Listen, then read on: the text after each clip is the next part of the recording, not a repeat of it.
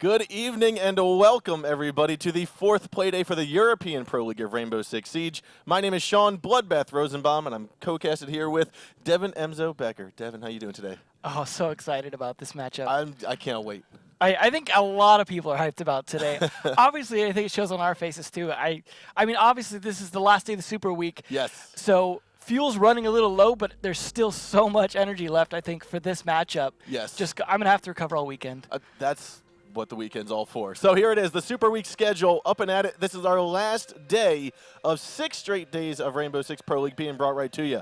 The first 2 days, Playday number 3 and 4 of North America. Second set of 2 days were Latin America, Playday 3 and 4. That was a Tuesday and Wednesday. And we are closing out Super Week here on a Friday, finishing up Playday number 4 of Europe. So that means next week we're going back to our three-day-a-week schedule. Yeah, with the NA, I imagine, starting. Yes. So we've set the bar so high this week. I tell you what, it has been an adventure, but it is not over yet by far. This is the last leg of that journey, and I think people will probably end up surprised in some ways, as we tend to be, but I think it's also going to be like really, really good. Yes, no, I agree with you. I mean, we saw some fantastic plays on basically all the teams we saw play last week for Europe. We saw Penta, we saw B-Genius, Millennium, Ares. All those teams were spectacular in their play, and I think B-Genius really stepped it up a notch. They didn't beat Penta, but they basically showed us some good stuff. They took it to 3 maps on Penta. That's no easy feat. Now let's take a look at Group A out of Europe and just see how everything went down yesterday and who secured that first seed and the 4th seed out of Group A. It all went down yesterday between Ents Esports and Snook and Nose, with Ents making a very dominant performance, taking out Snook and Nose, and they secured their first seed spot at a Group A. Second matchup of the evening was Mysterious Monkeys and Supremacy. Now, Supremacy showed us a couple really neat tactics, I want to say. Yeah, I really was impressed by their performance. I was as well. They walked away, I think, in a 10-2 fashion, basically having Mysterious Monkeys sit out the rest of the Pro League season. Yeah, it was like a 10-3 and a 10-2 yesterday. It was very dominant performances from both teams by far. Now we're going to move on over to Group B, and this is what we're going to be seeing today.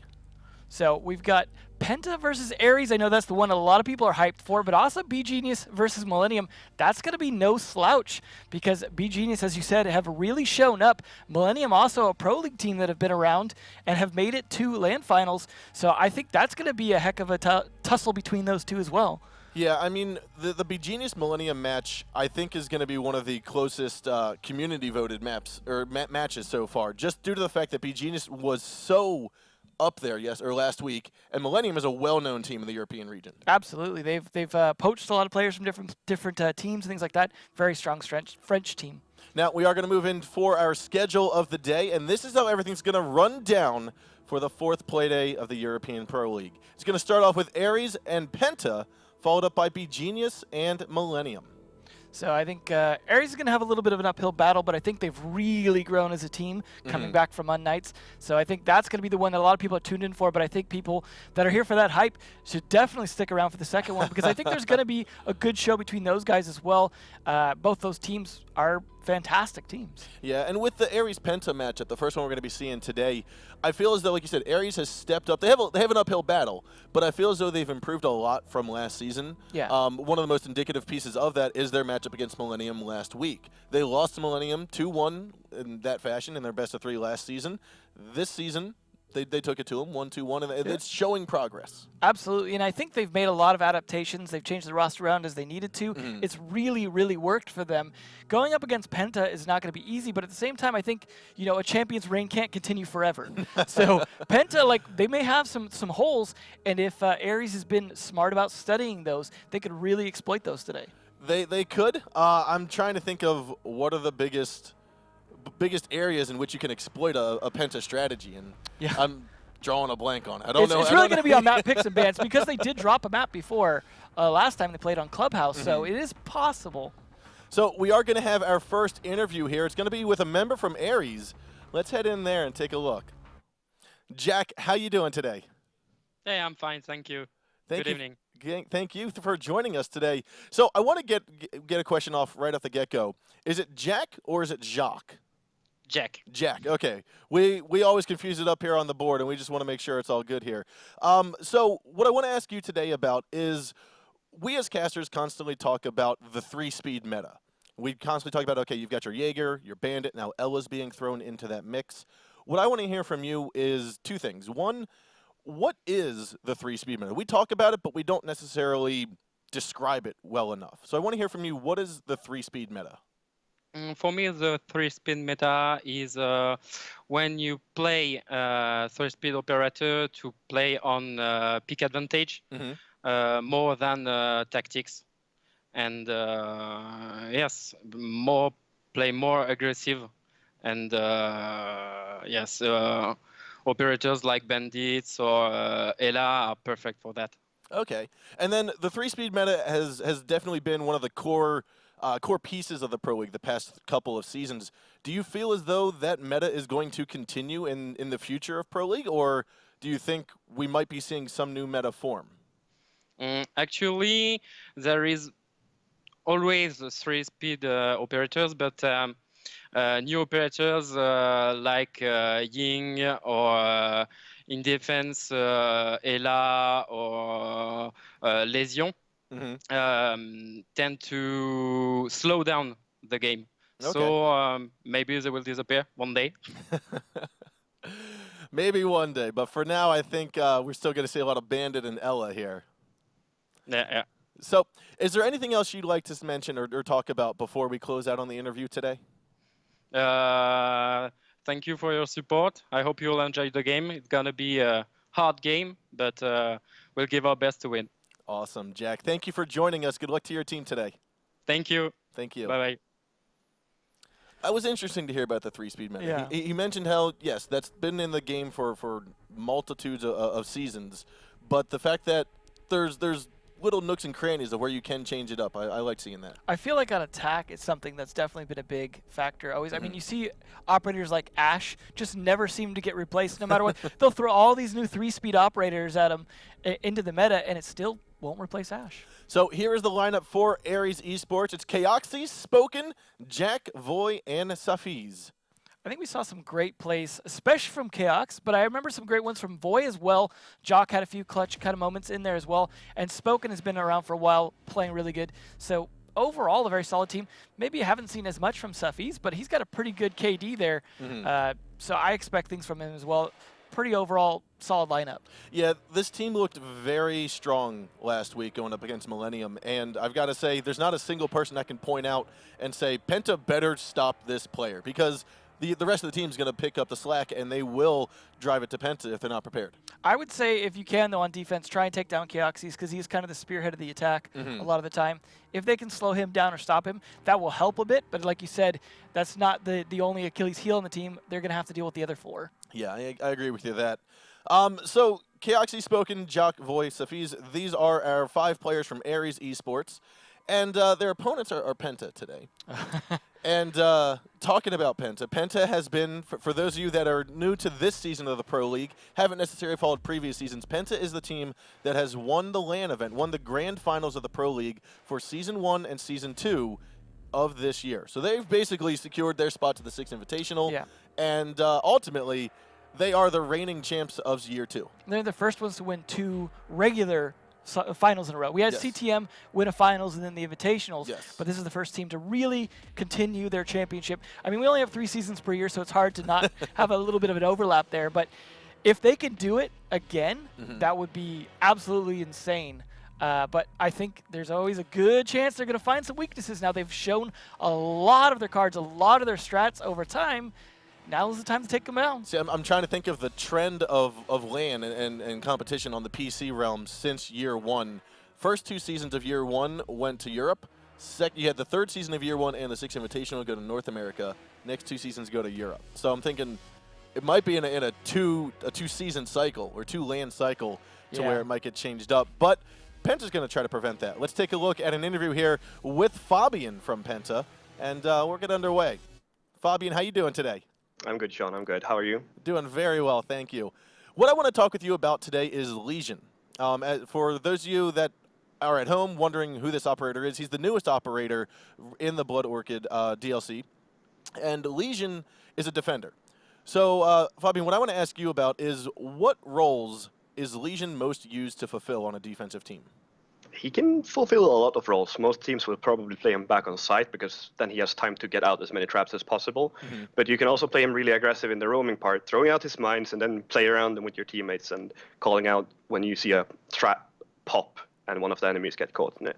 Okay, and for the players at home, the people that are trying to build up a coherent strategy for Legion or implement an implementation for Legion, what are some tips that you have for them if they want to start using Legion in the game?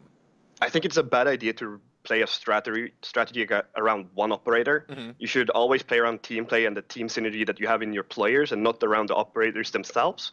So building a strat around Legion, yeah, maybe not the way to go. Build it around the team instead. Okay, I like that insight. I like that. So thank you for that, Fabian. Is there anything you want to mention before we close out here?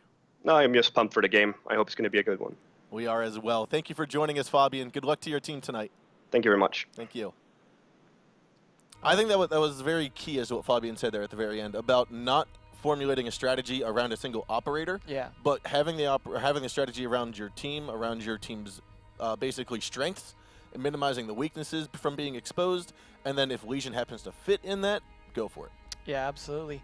And as you just saw Fabian there, kind of the leader of the team, you've also got Pengu, another well-known player, KS, Goga, and Junis. KS actually a former caster here as well, as we mentioned before for the German stream.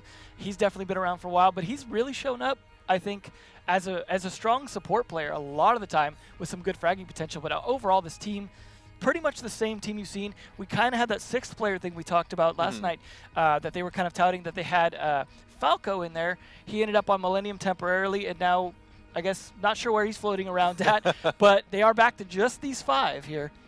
Yeah, and you had mentioned KS was previously a caster. That's a kind of a two-way street. I mean, we've had 2 casters start out as Pro League. They're now here on the desk, me being one of them, and Kickstar being the other. And KS, you said, used to be one of the German casters casting along Verity. He's now we'll say, ascended to the Pro League status. Yeah, he's also the only German on a German team here. It's not like Mysterious Monkeys where it's a very solid German team, so hopefully they don't recruit him at some point to say, like, come be on the Germans. This is a very mixed team, too, in terms of origin. You've got people from all over the place. You have even Junis that formerly came from, I believe it was on Zissou back in the day as well, so they have poached a lot of the best, and that's taken them to 2 LAN finals victories. So one of the things I want to ask about here is with these players, their headshot percentages appear to me, they appear to be quite lower than other teams. Yeah. And so I want to know, do other teams take a look at that statistic and say, we might want to consider bringing a Rook because now his armor is going to actually be useful? That's a very good point. I mean, there are a number of useful 3 armor operators, a Rook or a Doc, for example, to be able to take peeks at them, for example. But there's also slower operators. So these guys might just be better at that fast movement, the fast peeking, being able to withstand shots themselves. If they're getting kills without the headshots, that means they know how to dodge bullets as well as they know how to dish them out. So that is a big factor. But yeah, we have seen teams with much, much higher headshot ratios. I think Font might have been one of those that was pretty high as well. So it does vary for sure. It's something that I think is a factor, but it's so hard to judge off of just stats. Yep, and now we are going to be getting underway with our top 5 picked attack operators here coming out of the European season. And again, Hibana, going to be one of the highest picked operators across the board. Here, I think, is the highest percentage I've seen yet at a 94.6% pick rate, followed up by Ash, Buck, Thermite, and Thatcher. It's always surprising, I guess, when people don't take Hibana. And you know they got to take at least a Thermite at that point then. But it's definitely probably what keeps Thermite a bit up there. What's interesting to me is Buck being still so high up there. A lot of people complain about that C8 and the recoil and dealing with that. And he doesn't necessarily have a lot of special redeeming features outside of his ability to open up holes and do a lot of vertical play and his grenades. But grenades are not special to him. A lot of other operators have them. He's just somehow been reliable under the right hands. We've seen certain players that are just very, very good with Buck, and some that would just prefer playing Sledge. Agreed. And on top of that, if you were kind of having conflictions about whether to go with Buck or with Sledge, you have the potential to go with Jackal now with that increased buff to his shotgun secondary. I think we don't see Jackal up here in replacing Buck. I know you guys have talked about that a lot, but I feel like the reason for that is people are still valuing grenades more than they're valuing smoke. I mean, I know we've talked a lot about the smoke meta and how important smokes are now that they are great at blocking actual line of sight. They're a lot more reliable. You still have Glaz in play, things like that. But I think at the end of the day, just Buck's reliability and ability to use that vertical play with grenades, I think is really what factors into him staying so high. So those are our top 5 picked attack operators. We're going to head on over to the defenders now, as this seems to be a little bit more variant depending on the region. We have Mira at a very top rate of 73%, followed by Bandit, Smoke, Jaeger, and Ella, situating herself in 5th position. It really is surprising to see Ella down that low, as it's just proven to be a very effective operator, but it does tend to depend sometimes whose hands it's in. We've seen some players that are just phenomenal on that roam, and others that just tend to get killed a little too early. They get a little too cocky running around and end up getting themselves killed early and being ineffective and not even using those grenades necessarily. But something like Mira, I think Europe, being a bit more strat heavy a lot of times, really likes to have that extra intelligence on where the attack's coming from and the ability to make those quick peaks. I mean, we saw that yesterday where the teams that were playing didn't actually go with some of the newer operators for the entire round, if not entire map or series. Yeah, and it was like one Ella pick. it was like 1 or 2 Ella picks, and that was about it. Barely any Ying. There's 1 Legion, I think, throughout the entire evening of all the maps we saw. But no, those are our defenders, our top 5 pick defenders out of the European region. Again, most of them are anticipated or expected with regards to their pick rates and their percentages. I'm with you where I think Ella should be a little bit higher, or at least that's where I was expecting her to be. And you have to keep in mind, this also depends on what maps are in the current meta for this region as well, because those are going to affect the pick rates of all the operators and what they're willing to play. So those, again, are our top 5 picked defenders. And now it's time to get underway with the map bans. Map banning here is going to be a tricky one because these teams... we always talk about Penta being a team that says they can win and compete on any single map that they're thrown onto. I'm really hopeful for Coastline, though, because all 4 of these teams today are willing to play Coastline and have potentially played Coastline or had it in maybe as a decider. So I think there's a good chance of that today. I mean, obviously, teams will do some counter pick banning, some pick banning for themselves. Yes. It really varies depending on the actual matchup. But Bank going out, not a huge surprise there. No, I mean, so I feel like Bank is Ares' counter pick to Penta. Yeah. Bank is a map that allows a lot of mobility, basically, and Penta is very good at capitalizing on that, whether it's regards to collapsing on a roamer if they're the attacking side, or being that roamer and evading detection from the attackers. Absolutely. So I was surprised to see Clubhouse go out, or I mean Skyscraper go out there. I figured if Clubhouse went out, Skyscraper would still be in. So this is definitely be interesting. Really looking like Coastline a possibility here. There it is. And then Border as well, potentially. Depending on what gets played last. Consulate, an interesting choice to leave in there, though, as Penta is very well known for their console play. However, they have sometimes gotten a little close on it. When they played against B Genius, it was a 6-4 win, so it was a little bit closer probably than they're used to. And Unknights, now Ares, were a team that I remember last season doing quite well on Consulate. They actually were one of the teams that were able to take a lot of teams on Consulate. So I expect that to be an especially good matchup. Yeah, I think the Consulate map is a good choice because both teams favor it. Both teams are very competent on it. One of the things I do know about Penta, though, is even if they win a map, like you said, it was close that they won. They go back and they work on it even more so. So they're going to be prepared for tonight. Ares as well, I'm really hoping that they're going to bring their A game, if not their A-plus game, because they're going to need it here. I don't expect that to be a decider map. I think that's going to be one of their picks. The question is who's really... Yeah, I mean, we're looking here. Ares going to be the first pick of the final 3. There's the Consulate pick. So Ares is prepared. Yeah. That kind of level of confidence and taking Consulate to, or taking Penta to Consulate is... it's a guaranteed showdown that's going to happen there. Yeah, and if they can win that, I think they could go strong into the second map. If they lose that, they're going to be, I think, a little more struggling with the second map, which hopefully will be Coastline. I'm interested to see. I mean, both these teams have played it. Yeah. And they're decent at it. Like I believe they both. I mean, Ares didn't win their matchup on it, but it was close. So. Yeah, no, I'm fairly certain Penta will actually go for a Coastline here, just because it is kind of a newer map. It falls right into their quality of play, their quality of style. Oh, they're going to go with a Border instead. They have a very strong Border. They're leaving Border on the table here. Was a bit of a risk for Ares, I think, because Pangu especially is well known for being a very good Border Blackbeard player and has really done some dominant performances on it. So I guess not a big surprise to see them stick to that. So we'll see. This is all strong maps for Penta. I hope Ares can keep up. Yeah, in all honesty, these 3 maps scream Penta to me, but I'm not entirely sure. Let's take a look, though, at our community vote.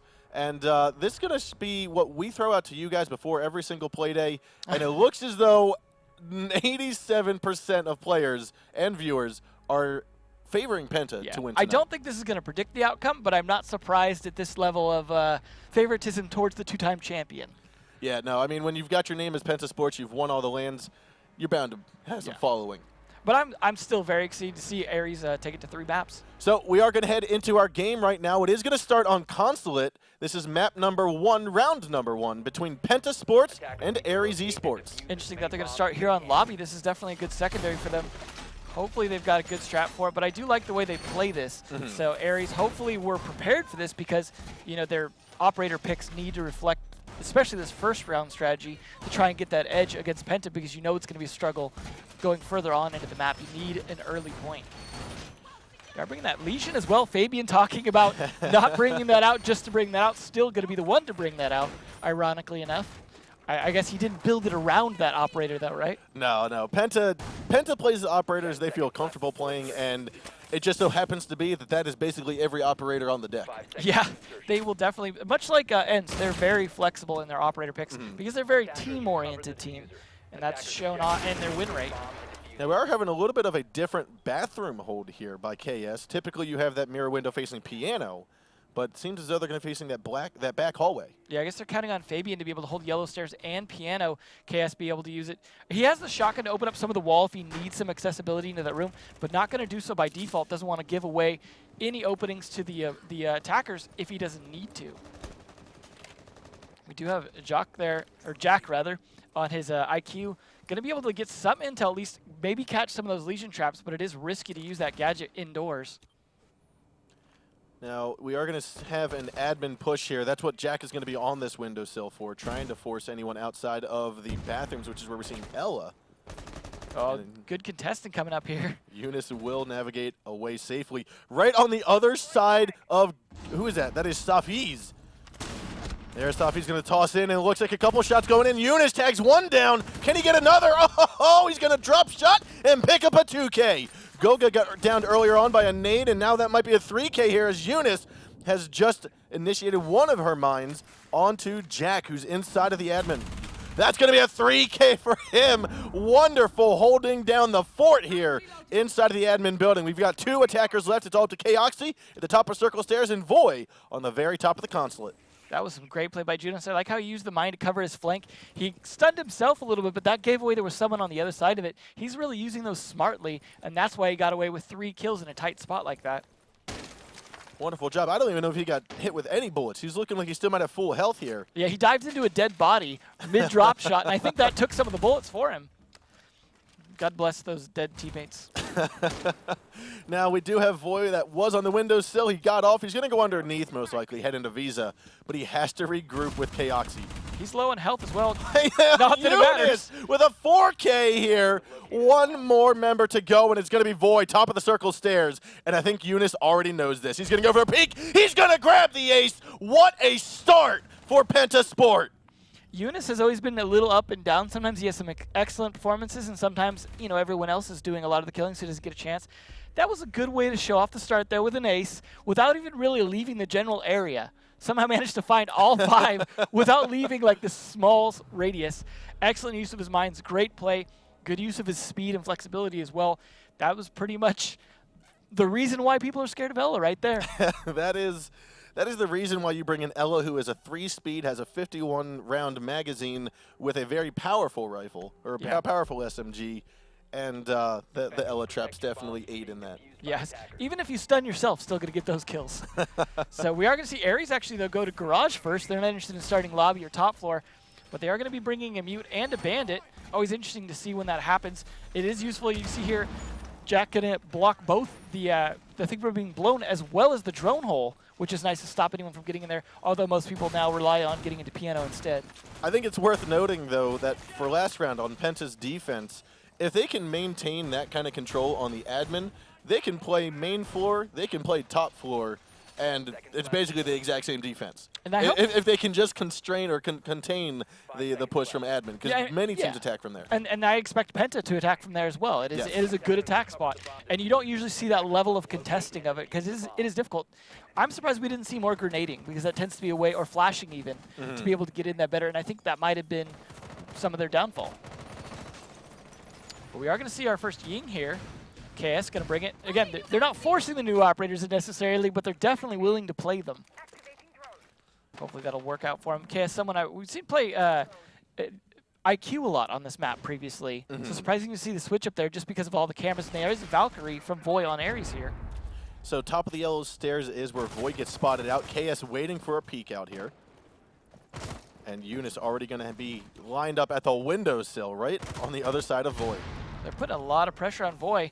Really want to clear these yellow stairs, take control of those, so they can shoot out the batteries that way instead of having to deal with Piano, which I think is a good strategy because you can peek in pretty quick, although he's going to blind himself. No, there's going to be the Candela. That's going to blind the push in from Fabian. However, he does move in, tags down a frag, and so does Pengu. KS going to pick one up here as well. Voy looking on down the yellow stairs, picks up Fabian. Pengu going to counter that with a kill onto Voy. It's now all up here to the lone Jack, and Eunice will get his 6th kill after round number 2, and it's going to be Penta 2-0. Was that a plant like 1 minute into the round? That was a plant about 1 minute into the round. That was an excellent attack on Garage. I hope Ares gets a moment to think about what they could do differently, because that was just this dominant yellow stairs push attack, and that was. I couldn't even see all of the action. It was so fast on there. It was that was how you do it. Already Penta though, so strong to start out with. I feel a little bit bad for Ares. So this kind of play style, this kind of fast-paced play is why the 3-speed meta is still a thing in the game today. Absolutely. Being able to just pounce like a tiger on the defense or on the attack, whatever side it may be, is definitely a reason you want to bring these 3-speed operators, get your plane in action as quick as possible. Yeah. Interesting that they're bringing pretty much the same lineup, too, down for the Garage that they did for the lobby. Still with that Legion as well. Not sure we really got to see what that Legion could do, considering last time Judas just killed everyone before we got a chance for them to step on anything. So we'll say we might see a little bit more play outside of Judas on this particular bomb site, but I am curious where he's going to be roaming to, if he's going to be roaming on the Bandit, as he does with that. We are seeing the roaming Legion instead, though. I always think that's a bit risky, though. I think he's a better site player. I feel as though that's the same thought that I have, because Legion becomes more powerful as the round goes on. So if he's able to last until the final moments of the round and maybe hoard some of his goo traps, he can just toss them out towards the very end where they're going to be pushing from. And it's something Fabian actually said last night. Those goo traps can kind of work like barbed wire that he gets up to 7 of. So his flexibility towards the site and slowing down a push into site can't be underestimated sometimes. Well, they are going for a similar attack lineup as well. They're bringing that IQ again to see if they can get some idea where any kind of cameras might be. But they do have a Valkyrie this time, Goga being on that Valkyrie. So that might come into play. A lot of roam here. Actually, Pengu roaming smoke upstairs here. Already lost half his health. Bit risky doing that with smoke on a place where you know smoke is a great delay for a garage plant.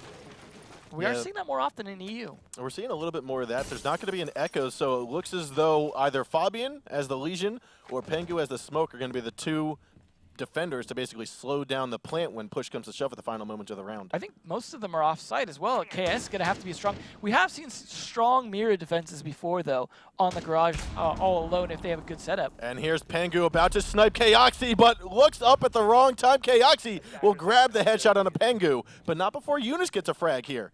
Void's going to be inside a Piano, trying to open up some of the floor, gets rid of the battery charges for Kaoxi. However, that's going to be one charge down, I believe that is. Kaoxi's going to have one left. Now, hopefully, they can get more angles in there because KS is going to be holding some hard angles, trying to counter any kind of push. And if he knows exactly where it's coming from, it's going to be a lot more difficult to make that push happen. Eunice is still going to be topside with 1:20 to go. Void's going to terrorize this Piano floor, as we have, I think that is going to be Spoken right next to him. So they're definitely setting up for this Piano take. Hopefully they can push Garage just as well, but it doesn't seem like they have a lot of it open just yet, other than that one panel, I think. But Voy is going to do some damage down here, try and clear it out as best he can. And that's why I was saying earlier, Buck getting picked over Jackal. Oh, unfortunately, Void destroyed his team's Claymore.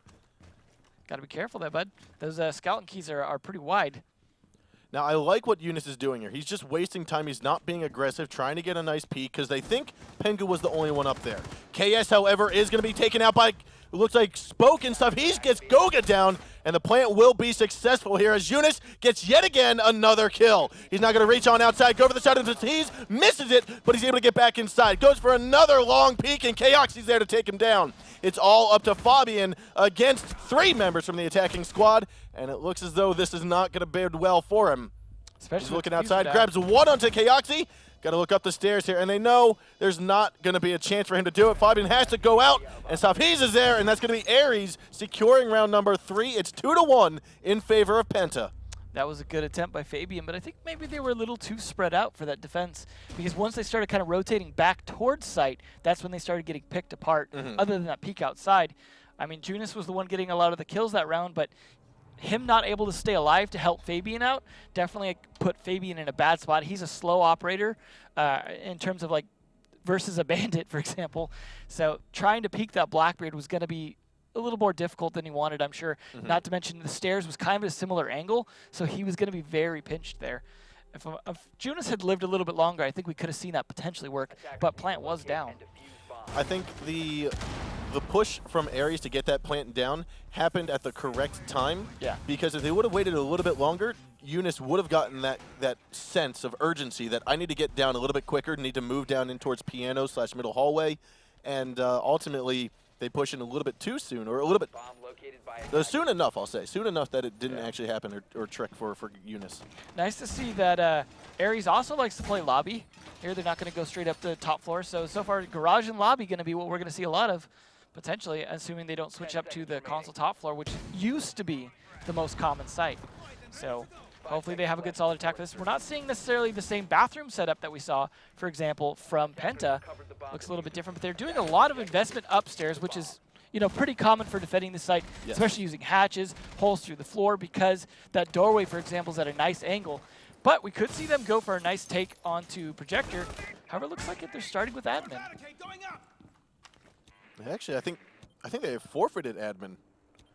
I mean, as far as the attackers go. Yeah, no, sorry. The defenders have forfeited it. You can see all the barricades going down. Yeah. Giving Penta the option to take over admin quite easily, that's questionable, I'll say. I'm very curious to see how Aries is gonna play this defense out. We're gonna see Pangu engage a Projector pretty quick here. He's definitely set up for it. Just curious if Jock can hold this alone here. There Definitely it is. not going to. Wonderful flash bang and a headshot from Pangu onto Jack. Nicely played. I like the angle changes there. That's something I think a good repeller knows how to do, get those angles right. Obviously, you expose your head first in doing so, but ooh, Voy with the C4 kill on KS. That's going to take out the Ying, so there's no more smokes or candelas on the board here for Penta. However, Safhiz is going to be inside a corner office looking down towards the soda machines by Couch. But he wishes he had that ACOG now. That's definitely something that might help him in this long-range engagement. Kaoxi's on an interesting roam as Mute here. Mute is definitely something that's been an interesting roam play, sometimes because he can deny intel on himself, but I somehow doubt he's got a lot of jammers near where he's at now. Pangu, though, now has that top-down control from the projector room that's vital to attacking this bomb site. Safhiz has dropped out of the corner office, going up the top of yellow stairs, and it might be right in line of sight with Eunice. Looks as though Safhiz is going to get droned out here momentarily. You have the old school style castle barricades with the rotate hole from the impact. Oh, looks away at just the wrong time. Oh, what a flick by Eunice. He's on fire today. He's going to walk away from that engagement with 5 health as Kaoxi picks up a frag on a Pengu. Pengu's already done his job for the most part, though. It's not a big deal, but Fabian getting dropped there, not going to be great for the last two, as I say that. And here it all comes down to Goga. 1-on-3. He's going to move in towards bathroom. Sees Spook and goes for the pre-fire around the corner, and Spoken is there. And it looks like Aries tying this series back up 2-2. Nicely done. Some great plays there. Both rounds taking apart the attack a little bit with some early kills as well. It wasn't a situation where it all came down to the last like 30 seconds for kills. You saw them kind of pick apart individuals. I mean, Pangu had a very nice start there, getting control of that, but eventually lost control, and you saw it kind of collapse from there. Not sure what happened with KS, but that definitely didn't help also, because he was going to be a bit of the spearhead as well, along with Pangu, having those candelas and smokes. No, I think it was a really nice job there by Aries, and I'm happy to see it have worked out so well for him on that defense hold. Yeah, and we are going to see lobby again, actually. This is a very lobby-centric set here. They're definitely both, I mean, it's the secondary for Aries and the primary for Penta, but it's definitely getting a lot of play here, which is good because we don't always see it. Like, we always see Garage now, but not always lobby. So, looks like they're going to be setting up fairly similar. Fabian going to be on that Legion again. Pretty similar setup. Not sure if Junis is going to play that admin hold we saw last time. That was so vital. I mean, it looks like he could be setting up a little bit of defenses upstairs. Probably still going to be playing up, even if he doesn't play in that room. But they've got to predict that this time. I could almost even see a Ying play if they had picked one. Just Candela that whole room before you go in. Not going to happen. I want to make sure that I want to see if Ares is going to change things up a bit, because they definitely missed some opportunities, whether it was gunfights, whether it was with information that allowed units to be so effective in that admin hold. I mean, Blackbeard was already inside of admin, right on the other side of the desk. Eunice just basically ran inside of the corner. Corner of it. Yeah. And Blackbeard was there. That should not have happened. I felt like there was a little misstep. You're so there. quiet as a 3-speed, though. Like, by the time you finish walking, there's like a half a footstep. But I could see Safiz going instead for balcony and just trying to push in from there as another Blackbeard push instead of dealing with the admin problem, just because he's very exposed in admin to all those rough corners.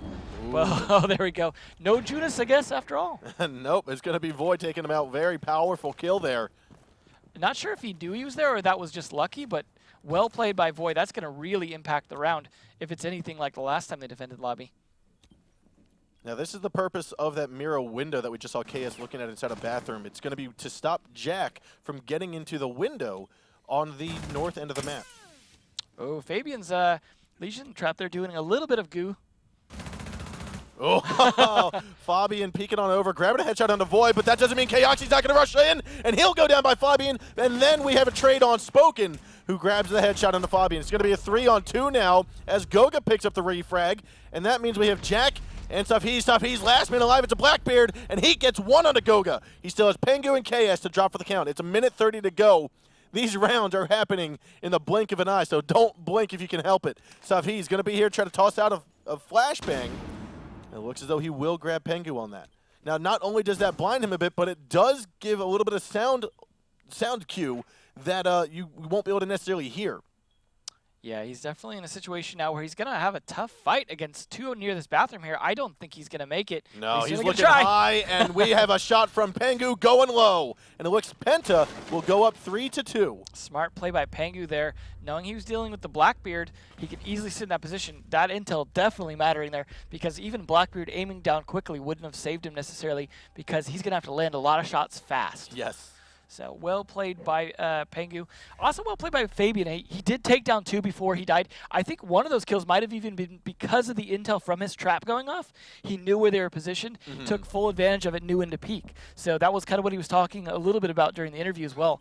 And I think, as we said before, that's a little bit of an underrated aspect of Legion that we finally got to see, I think, a little bit of. Yeah, I agree. I think we heard the click of the goo mine go off, and seeing as how Fabian looks directly there, picked off a very clean headshot.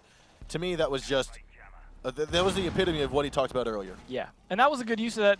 Finally seeing some good Legion play in terms of justifying why you picked that operator. And taking 2 down is much better than we ever see most of the time with Legion. So good play there. We'll see if Ares can successfully defend the garage, though, as this, again, is their primary, not the lobby. They are going to be bringing the Mute Bandit again. 5 seconds to go. See if that pays off. Also going to get some of these Valkyrie cameras out here. Curious to see if they're going to go for any kind of peek. Not sure if they're really interested in doing that all that much, but opening both windows, interesting choice. A lot of windows getting open. They really don't want to. Maybe they are going to go for a peek, but it's a little late to do so. I think opening up those windows does 2 things, or opening up just windows in general or doorways in general, is it's going to slow down the attack most likely a little bit, force them to pay more attention to potential peeks, because there's so many ways that they can be shot onto now. But if you're not looking at those windows, the attackers can get up onto them and then hold an angle. You don't even know if the window's been opened up, if anyone's on the rappel there. It makes it very difficult for a defender if you're not keeping an eye on those windows. Yeah, 2-way street there with a lot of. That's the beauty of the destructibility system of this game, is it works both ways. Doesn't give anyone any particular advantage unless they're smart about how they use it. Fabian, though, came in very aggressive, even just sledgehammering that castle barricade instead of using it to his advantage. It's like he knew Jack was there. Oh, what a push, bait, and a kill.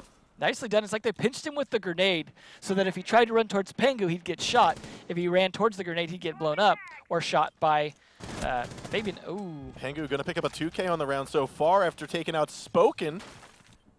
And Safiz almost bit the dust here earlier. We saw a couple shots by the Ash going down through kitchen to the wall. So we've seen a lot of work by most of the members of the team of Penta here. Goga, the only one getting kind of deprived on kills for the most part, and KS as well. I'm sure they'll see some later in the rounds. Now we do have half the round still to go, and 2 members off the board here for Ares. They're left with a Bandit, a Valkyrie, and a Smoke. KS going to be looking for the flank down. Void's going to be there, and it looks as though she'll take a couple bullets into the shoulder. Moves on over, and KS is there, and down will go Void. So they still got Kaoxys, so they could still pull this off, but it is not going to be easy. There's one shotgun kill. See, he's starting it. 2 for him here. That's going to be a 2K. I believe He's able in to you. gotten off Fabian, KS, and Goga. Kaoxy has brought this 5v2 into a 2. What did I just say? You just said Kaoxy's still on the board.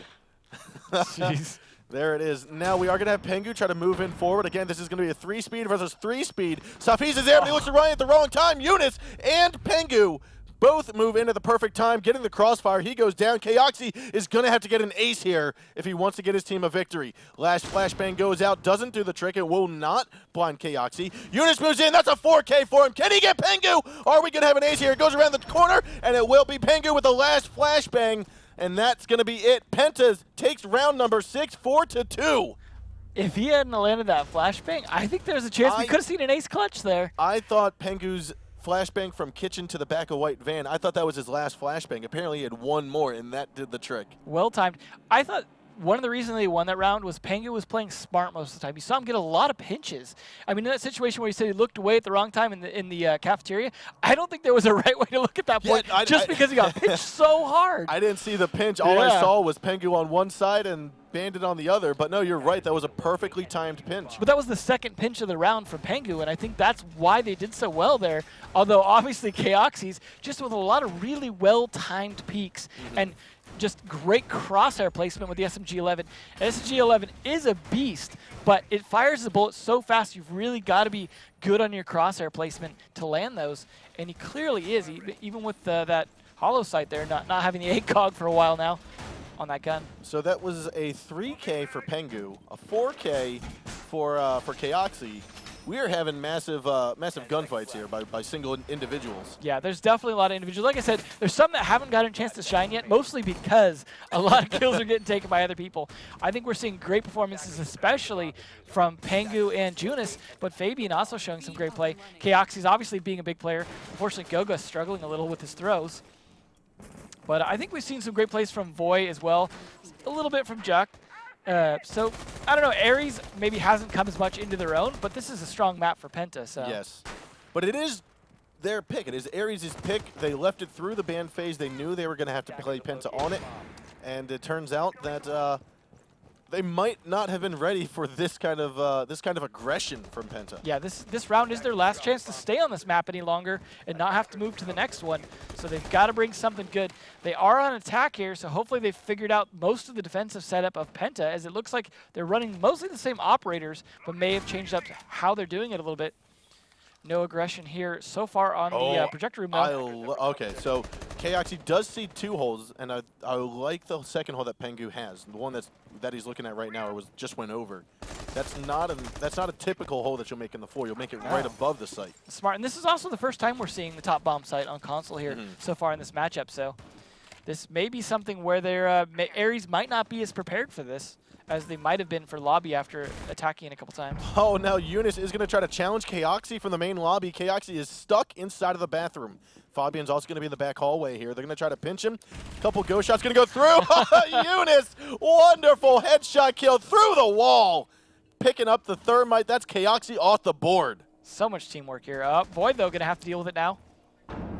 Yeah, now Void's also going to go into the same spot. Tosses out a drone. Deja vu.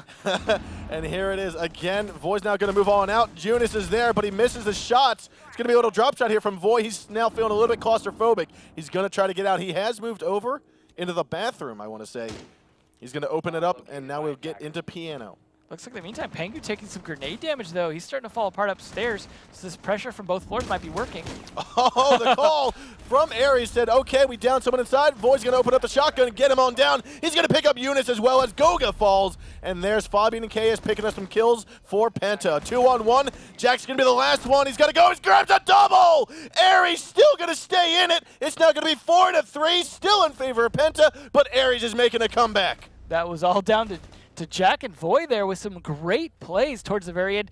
A little bit desperate at the end, but they managed to land their shots quickly, and that's what mattered. I liked that skeleton key up through the floor there on that Pengu with low health, because they know they needed to clear out that projector room, but the way they did it was great. Get a grenade on him first, shotgun through the floor when he's not going to do anything about it.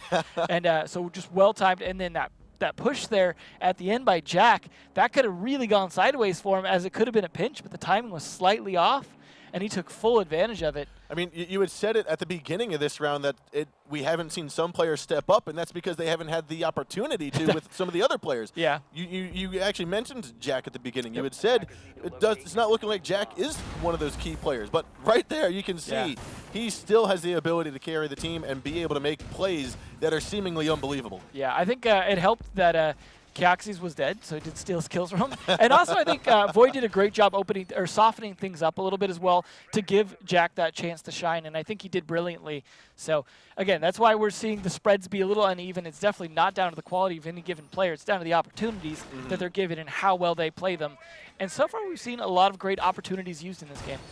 So I think it's worth noting, though, too, that the players on Ares do tend to change up operators like we saw yesterday with Ents. We see this with teams that are very competent and very flexible. Kyaxi was on Smoke earlier today, and now he's playing the Mute while we still have a Smoke on the board with Jack. Yeah, they're definitely shifting things up just a little bit. Still going to play lobby, though, not going to bring it up to the top. But I think they had a pretty decent lobby defense, so this could work here. But this is still match point, though. They don't have any leeway to lose this round if they want to stay on this map. So they're going to have to work extra hard, but at least they're on defense now. If they could play it smart, they could have the advantage. Assuming they can maintain this top control that Pengu, we saw last time what happened here is Pengu took Jack pretty easily. So Jack's got to be a little better prepared for this. Right under the window is going to be Jack, shotgun in hand, waiting for Pengu to make another peek attempt at him. I like this. Rather than straight contesting him in a gunfight, he's using an angle to his advantage. There's Pengu just flashing himself there. Playing a little too flashy, but Fabian getting taken down early. That's no good. Safiz is going to remove Fabian from play, start of the round here, and Jack gets hit with a second breaching charge from Ash. He's going to go down to about 30 health as Goga takes the 5.56 to get revenge on Voy. This is slowly getting softened up here by Penta. Could see this swing down pretty quickly, especially with Pengu and that kill on Jack. That's what we needed. Now, typically, we see Pengu here as a Blackbeard on this windowsill, but moving him over to a 3-speed with Ash is giving him a lot more versatility. Seems to be working for him. I mean, yeah, like you said, he was a big Blackbeard main before, but he's been doing quite well on Ash, so I don't think it was a bad change. And we do have Penta. They've secured Connector. They've secured above the B site, and they still have Safiz to go for the kill. Looks as though Yuna's going to try to go a couple shots through the wall. They've given Safiz away. Pengu's going to be there, but it looks as though as he tries to escape, Eunice is there to pick up the frag. It's all up to Spoken and Kyaxi. Now, we said it before, Kyaxi's still on the board, and here we are. He's now all the way underneath inside a kitchen, waiting for someone to drop on through, and he's going to move on over up the Visa stairwell here in a moment. This is going to be tough, though. He's going to need to rely on Spoken to cause at least a distraction, if nothing else, if he wants to get these kills, but they're spread so far apart here. I think they need to get a little closer together and crossfire for each other. Be nice to see if the C4 does something, though. I like the C4 toss here. We've talked about it before previous seasons, how you open up the drop patches. You can get anywhere inside of the B site, almost anywhere, with C4 toss if it's properly placed. And I think Kyaxi knows exactly where it's coming from. The beauty of that uphill vertical play. Here it is. There goes the C4, and it misses its target. However, Spoken has picked up one kill. KS has also taken mighty damage here. So the looks like Plant might go down here. Some shots going through the smoke grenades, but it looks like Plant will be successful. It's still a 2-on-3, and this could be the round Penta needs to win. Pengu picks up the first frag. It's all up to Spoken. He's going all the way top floor now. He's going to try to take the same angle that Kyaxi just fell from. It's all up to KS, Pengu, and Goga to take out Spoken. Diffuser has been planted. There's 35 seconds on the board. Pengu's going to get picked off nice and easy. Spoken now looking on through the holes in the floor. He's going to hop out on the balcony, try to go for a jump kill, and not going to happen. He is not detected, though, but he was heard. That means Goga's going to grab the frags. He drops on down to the floor. Penta's going to win this 5-3. That was a strange choice, jumping through the window that wasn't opened. That's going to make a lot of noise and give away he's approaching, as opposed to jumping out the one that was open. Not that it made a difference in the end, as no one was watching it. They were just more concerned with the door. But Penta, I think, deserved that win just sheerly off showing a lot more teamwork than we saw from Ares. We saw some great individual plays, I think, from Ares, but overall, you just saw the teamwork. You saw them coordinate with each other. You saw them trade the kills, trade the frags, or even pinch a lot for each other. So it was very impressive. Eunice, top of the board with 12 kills, 5 of which were done in the first round. Spectacular plays from Penta. Yeah, I think overall they just played to the top of their ability there. I'm surprised the way they were playing that they even lost as many rounds as they did. And that's not a knock on Aries. I think Aries was doing a fine job, but just Penta were on spot there doing exactly what they should be doing. Doing Penta things, and they did them well. So now let's take a look at some of the highlights from this fantastic first matchup. And this is Eunice's ace. He grabbed 1, he grabbed 2, he's then going to go for 3. And that's number 3 on the board. He's then going to move on over, grab Kaoxy down as he comes on through that middle hallway. That's 4. This is number 5, picking up Voy at the top of circle stairs. That was the first ace of the game. And what a magnificent start to Penta's victory. Absolutely. Fabian with some good plays here as well, both on Buck and Legion. I like the sledge plays as well, but he couldn't quite clutch that. Yep. Pengu, though, with a nice fight there. He eventually managed to win again later, but it was a lot harder. There's some more flicks from Eunice. I mean, this kid... This kid. He's got a lot going for him here, and Penta's got to be happy he's on the team. It's like he's played this game before. Just a little bit, just a little bit. What I was very appreciative of was the fact that Penta chose to go with a lot of Legion. We don't see that often, and I think teams struggle trying to fit Legion into their strategies, trying to fit him into the way they worked as a team, and Fabian made it look very effective. Yeah, I mean, I'm still not convinced that there weren't better choices, but I was happy to see him win gunfights and use the intelligence that he gets from those traps effectively to get kills, not just to say, hey, there's someone over there. Good highlight there. That is the difficulty of those throws. The fun of throwing things outside instead of in. So here it is. This was a wonderful call there by Aries. I don't know who made the call, but Void took it upon himself to go fight the kill from below, as well as pick up Eunice inside of the center reception. Excellent clutch by Jack there as well. Just perfect timing, good mobility, and a nice flash there by Pengu. Well done. Didn't want to see how that ended right there. No, Spoken almost able to get the clutch there, but ultimately, nope. Nope. I mean, we didn't see a whole lot from Spoken, but I do think he is a great player. Just we didn't get to see a lot of those plays where he got to save it. But there's another map, so there's another chance here for all these players to shine here. Definitely a lot of great players on both teams. I was definitely impressed with a lot of the individualistic play on Aries. I want to see it work a little bit more in the teamwork. Yeah.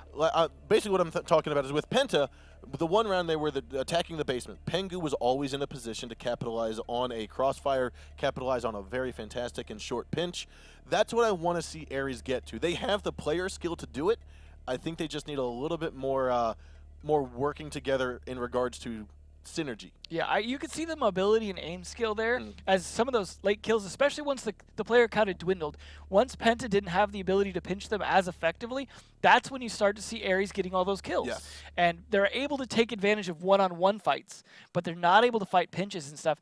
And if they are able to actually at least maybe play a little closer together, set up more crossfires, or maybe it's just a communication thing, I do think they could really take it to the next level if they could find that out. I think so as well, and regardless of who comes out on top in this match, the loser still has another opportunity to make it to the playoffs. So whatever team struggles in the next map or 2 maps, if it be Aries, if it be Penta, they're going to have an opportunity to revamp themselves for 2 weeks' time and come back stronger. Yeah, and there's a good chance, with this being border and that being a very strong map for Penta, that we may have to say goodbye to Aries for the moment in terms of waiting for them to try and work their way back. Yeah. But either way, I think this is, again, going to be a close match. I don't think this is going to be any kind of 5-0 or anything like that. But, of course, now me saying that, it will be, right? So I'm looking forward to it. Our second map, again, is going to be on Border. And Border is one of those maps that we have seen time and time again lots of different strategies for, lots of different defensive holds on multiple different bomb sites. Let's head into the game here as we get underway because it's time for map number 2. And Aries has got to be ready for here. Curious that they're starting on Armory Locker's Archives because they were one who actually started customs last time they played this, which was an odd choice for a primary, but they might have just been testing it. Might have decided it wasn't the greatest. and just gone with this. But I believe they won it. So I think they won it, but they also have to be wary that Penta also favors that bomb site. Yeah. So they know how to defend it. They also know how to attack it, which you have to be cautious of. And this is one that was actually their third kind of choice, it seemed like last time as well. So hopefully they're doing this specifically, like you said, to deal with Penta and the way they attack. But this is also one that they know Penta is going to be the most practiced on attacking, as this is the primary one for everyone else as well. So I hope they have kind of a surprise in store for how they're going to deal with the typical attacks on this. I mean, most of the time you see a CCTV push, so we could see Voy playing in there, for example. But they do have a Jaeger and a Bandit, as well as a Pulse. So any given number of those players could be on a roam play and just leave Mirror there on site. I don't know, though. See how they set it up. Looks like they're still kind of getting things going here. Yeah, we are seeing a strategy very similar, or a setup very similar to what we saw yesterday on Border, with the entire fountain being reinforced. All 4 walls on fountain, bring 1 mirror window, make sure you can cover office internally. And I think that's what we're going to be seeing here from Aries, is trying to keep a hold, maybe as a possible fallback. But Fabian just bolting right in, using the drone as a little bit of bait, and he'll pick off the first kill into Jack. We're seeing a lot of aggressive Fabian pushes, just like we were with him Sledge on Consulate, but the drones are obviously doing a great job here. You see him getting on his drone again. Well, hopefully Safis can actually survive this. Oh, and there's the call, and the hunt is on. Safis is going to have to stand ground inside of inspections. KS going through the office, sees him and shoots him on down. That's Penta picking up the first 2 kills of the round. That was entirely credited to Junis's drone, just sitting there underneath the inspection table, working its magic, and that's 2 roamers off the board already, and only a minute into the round.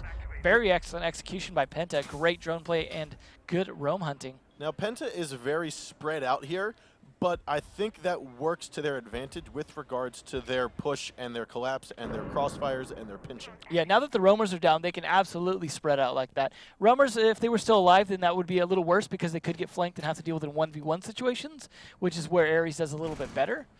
But you're absolutely right. These are going to be pinches here by far, because they kind of know the positions the defenders are going to be in at this point. Yep. I mean, you know one's going to be in fountain. You know one's either going to be in middle office or by the half wall of lockers. Right there, you can see Spoken. This is right where he should be. But Chaoxy's also in a very predictable spot. Buck's going to terrorize the ground from underneath, trying to force them out of these common angles. C4 goes out, does no damage, and does not get rid of anything. That wall will get opened up. Chaoxy picking up a kill there on a KS, though. KS has been playing a lot of that Ying, and unfortunately doesn't seem to have been doing a lot for him so far, but I like that he's still trying to make it work. Not a super important operator off the board, though, I don't think, because you still got Junis on the Hibana along with Pengu on Ashe. That's going to be some aggressive firepower coming in, and Pengu is going to take full advantage of it right now. I love how Penta... Oh, he's going to push on out, grabs Goga. Can he get the Ashe? No, Pengu missed his drone, but he did get the shot on the Chaoxy. However, the trade goes down, and now it's a 3-on-2. I'm not sure if that was really worth it. I don't think the Thermite was as big a threat as Pengu, but it's still nice to at least get a kill out of that and not be a complete sacrifice. What I did appreciate, nice job here by Eunice. What I did appreciate was that Penta did not assume that the close wall was clear. Yeah. You had Pengu get on drone. Unfortunately, it was just the power of the 3-speed. Rushed on out to the west balcony, picked up the kill. Speaking of power of the 3-speed, There he is. It's now all up to Voy. He downs Fabian. Plant's going to go down inside of A. To his left side is going to be Eunice. Eunice holds onto the angle, looks for a pre-fire, and Voy's already expecting it. He's now going to move on over through the main hall. Eunice turning around, expecting it again. And it looks as though Voy's going to go for the long turnaround. Pengu's already moving towards the doorway. He's got a nice angle on it. Voy is not likely to win this one. There it is, and Pengu comes out on top yet again. And here it is, Penta securing round number 1 on map 2. you could see clearly from the silhouettes. They knew exactly what his rotations were and just cut all of them off one at a time. They cut off him coming back. They cut off him going the other direction on the hallway. They cut him off at the doorway. It was like, good luck clutching this one out. Feels bad for Voy, but it was a nice attempt. I liked what they tried to do, but losing those roamers early on is really what cost them that round. The roamers were a little clumped up as well, kind of both in customs is what cost them. They really need to be cross-firing for each other and set up in a trade situation and not so exposed to areas where people enter. Like, it looked like he was set up to try and counter Fabian entering there, but being so close to an entrance meant you couldn't bait them into a crossfire. It was going to be a one-on-one gunfight, and he was hoping to have that advantage, but you got to know Penta drones. You got to know Penta drones. You got to know Penta baits with their drones. Yeah. Fabian actually going to be bringing that Legion again, so despite the map, he does think there's some good uses for it. clearly going to be playing off those, and they're actually going to be starting up top floor as well. So this is seeming like, despite the quirky other map sites they like to choose, they're going to go with the standard. I have to feel that Fabian and the rest of the Penta crew, they are bringing Legion for the fact that Legion is not common, but yet still effective. So it's almost like how teams sometimes bring a Frost and put down Frost traps in less common spots because it's not something that is common. You can't really predict where those Frost traps, where these Legion traps are going to be, although because it's not into the quote-unquote core meta. In this case, they did drone him, though, while he was doing it. So they have some idea there's some in CCTV, but again, you can't see them afterwards. So they're very difficult to spot, yes. And they're very small, so good luck fighting. It's like trying to find the Echo drone. It can be very difficult at times. So yeah, they know that there's some in there, but then they're like, okay, well, we don't know where not to step. So yeah, again, I think that is a good point, being kind of related to Frost in that sense. Now Eunice will get droned out here as Spoken hops up over the banister. Oh, I think he missed him. How? I think he missed him, and if Eunice would have just been a little bit more careful. I'm sure Eunice is going to assume he was droned out either way, though. Yeah, he's got to make that assumption, but... Yep, there it is. Nice collapse. This is what we wanted to see from Ares. Being able to pinch, they did so very successfully on Eunice. If they keep playing like that right there, what they just did with that pinch of the drone, just the way Penta did, I could see them taking some rounds off for sure. Definitely. But they need to keep that up. I mean, I've liked Voy on Buck. I think he's been doing a pretty good job playing that particular operator. Kioxi's going to be kind of the point man here to try and catch Fabian if he can, but Fabian's being a little sneaky. He was down at the bottom of the west stairs, baited out the sound from for Kioxi, and now he's going to be looking towards this hole. Yeah, like he's using the hole there to kind of give himself a little bit of extra information, but it looks like Kioxi is being very careful. This is where he needs Void's drone to help him perhaps get some idea whether there's someone nearby. Oh! There are some shots, little engagement, little skirmish happening. Kioxi and Fabian will both walk away. I think about even damage done to two. However, Kioxi is going to try to challenge this a little bit more, opening up the drop hatch with his breaching charge. Did a little bit of damage to Pengu, too. Had it been a little closer, that might have been almost a down. But that is going to help soften him up just a little. Now the push from Ares is going to be onto the west balcony towards lockers. Voy going to pick up a kill onto Fabian as a trade comes down on Pengu. Seems fair. It's not going to be easy getting into sight, though, but at least they have a minute left. This is definitely doable, especially with the man advantage. Now, we do see the wall opened up by lockers. That was done by Jack. And right now, it's going to get underway here. Kioxi is going to be underneath, picks up yet again another kill here. KS goes down. Pengu, he's got to be wary. He wants to maintain control of this middle office, but he's got to do so against Kioxi. Kioxi's not going to let it happen. He's going to steal one more kill. It's all to Goga. 3 health and a dream as Spoken is injured. And I think Goga's going to turn around here, go for a kill. Jack's already there, takes them on down. Ares wins round number 2. That was unfortunate timing for him. He gave them a chance to pick him back up, and that left him in a pinch situation. That was a no-win gunfight, pretty much. Had he even taken down one of them, the other one would have been right there to trade it. So, unfortunate collapse there on Goga at the end. Regardless of how much health he had at that point, I think he was kind of doomed. But I liked some of those plays, and like we were talking about, there was a lot more teamwork there, especially with Voy.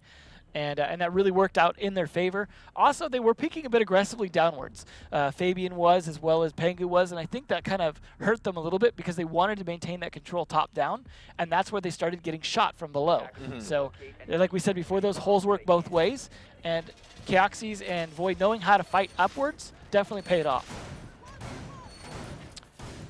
Now, the second defense here for Ares is going to be downstairs in inspections and customs, which you were anticipating being their first bomb site. Yeah, it was one that they primaried previously, but you never know. That could be a test. I'm always a big fan of if you're going to try an off-bomb site, try it the first round. Because, A, you'll get a better chance to know if you can successfully defend it without losing too many rounds when you're at a deficit. But also, you throw them off because they're not going to be with the right lineup to attack it. So, I think a third aspect of that is if you do successfully hold it down, you then get that morale boost saying, we did it on this one that we were quote-unquote not 100% confident on. I almost feel like that's been Continuum's mentality sometimes, is they like to do that as well. And I think it's worked for them, so I definitely agree with that. We'll see if they can hold it, though. I imagine Penta is not too concerned. They're one of those teams that also will bring kind of a standard lineup regardless of the bomb site sometimes. We've seen some teams that are like, we just know which operators we're good on. We're not as concerned about the bomb site as we are how we play it. And so I like to see that here. I think they'll be fine. This is the angle we like to see from Avian, for example, get a lot of picks from previously. More teams using that, taking advantage of people running out. There's that drone there, droning for Junison, as well as Goga's drone. They're really trying to get some good intel so he can push in aggressively. And he's got the diffuser, but he's pretty far from the bombs. They're going to need to take out either lockers or admin, or sorry, or CCTV, but right now it's not going to be easy. It's not going to be an easy feat here. Yeah, Fabian looking like he's going to try and find someone soon, but they're just slowly making their way in, taking top floor control. And it's not being heavily contested yet, but Fabian does find one. So if he's trying to be sneaky going in through the west corridor, and like we just saw there, Fabian already ready for it. Interesting angle from Spoken there. We'll see if he can take advantage of Fabian. If they don't drone properly, they might not catch him, and Spoken could get that free kill onto that buck. There he goes for it. Doesn't work out, though. And we still have half the round left to go. Voy is massively injured up here. He's going to have just about 5 health remaining, and I think he actually got down onto site. He went back towards the main lockers. Unfortunately, I was going to say he could get picked up if he's back on site, but he's going to get picked up by Goga in a different sense. Wall's going to get opened up by Fabian. Jack's not ready for it. Pengu also going to make his move on a Spoken. It's now all up to Kaoxi. He will not get a single frag here as Fabian is ready for it. And Aries, unfortunately, will not take round number 3. Penta goes up 2-1. Interesting, instead of trying to push CCTV early, they did the opposite. They took control of both sides of it and then pinched it afterwards, knowing that people were going to fall back to there because of that drop hatch being open, giving them access back. So it was just good timing and a good use of that buck as well, opening that up, getting some shots in. And then we're going to see ventilation now finally. So a secondary choice here from Penta this time, going to be vents. This is what we were talking about before. 3 out of the 4 bomb sites. It's likely we'll also see the 4th one of Tellers. Yeah. But Border has definitely come into its own over the course of the past 2 seasons with regards to now we don't just have 2 bomb sites. We don't just have top floor and ventilation. We have these array of bomb sites which we are seeing strategies develop for. Yeah, I'm not sure if we're going to see it from Aries unless they're really feeling confident on it, though, because they're on the back foot, not just on being a point behind, but also being a map behind. It is risky if they're not feeling like 100% on that particular bomb site. We've seen what happens before when teams try and get cutesy on the bomb site picks when they're behind on points, and it just generally doesn't work out. Not that I don't like it and enjoy watching it. I was going to say, I don't think I've ever seen a Castle himself outside of the site or outside of a location for the site. But reconsidered. It's going to tear that back down. They are, again, playing downstairs, and they just need to maintain control of above both sites, and they are doing so here. It looked like Fabian was maybe calling some stuff out as well, so they may be making some last-minute audible adjustments to how they're defending this, which, in my opinion, sometimes if they have found a weakness in the enemy team, can be great. But it can also be a problem because it can be a defense they're a lot less practiced in. Boy, though, if he can get droned for properly here, I see good things working out for him. But it looks like they're going to want to clear out as much of the east side as possible first. Just clearing out cameras, making slow progress. But Kaoxi's at least already into the office. This is a good start for him. Yeah, they are making some quick progress. Having 2 people stacked up here can be good as long as those 2 are ready to crossfire for each other, because they are in tight positions to get out without pinching from the other side.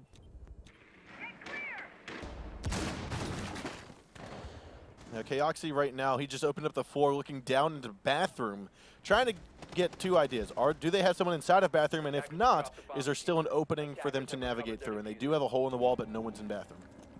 Yeah, it looks like they're getting a little slowed down here, having to do some more droning because they're a little bit worried about those roamers upstairs because they know they need to clear them out to be able to attack downwards, but it doesn't seem like they're completely confident where they're at, and Junis is going to shatter that confidence here if he's able to sneak around unfettered if Voy's drone doesn't catch him.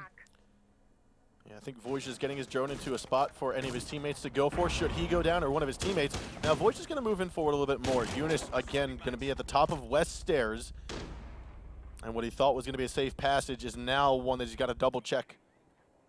I think he could be a real thorn in their side, though, because Pengu's in a nice solid spot ready to do his thing, and Junis is going to be the one to come up and help if Pengu starts taking fire. It's going to be hard to pressure him out of there once Junis shows up.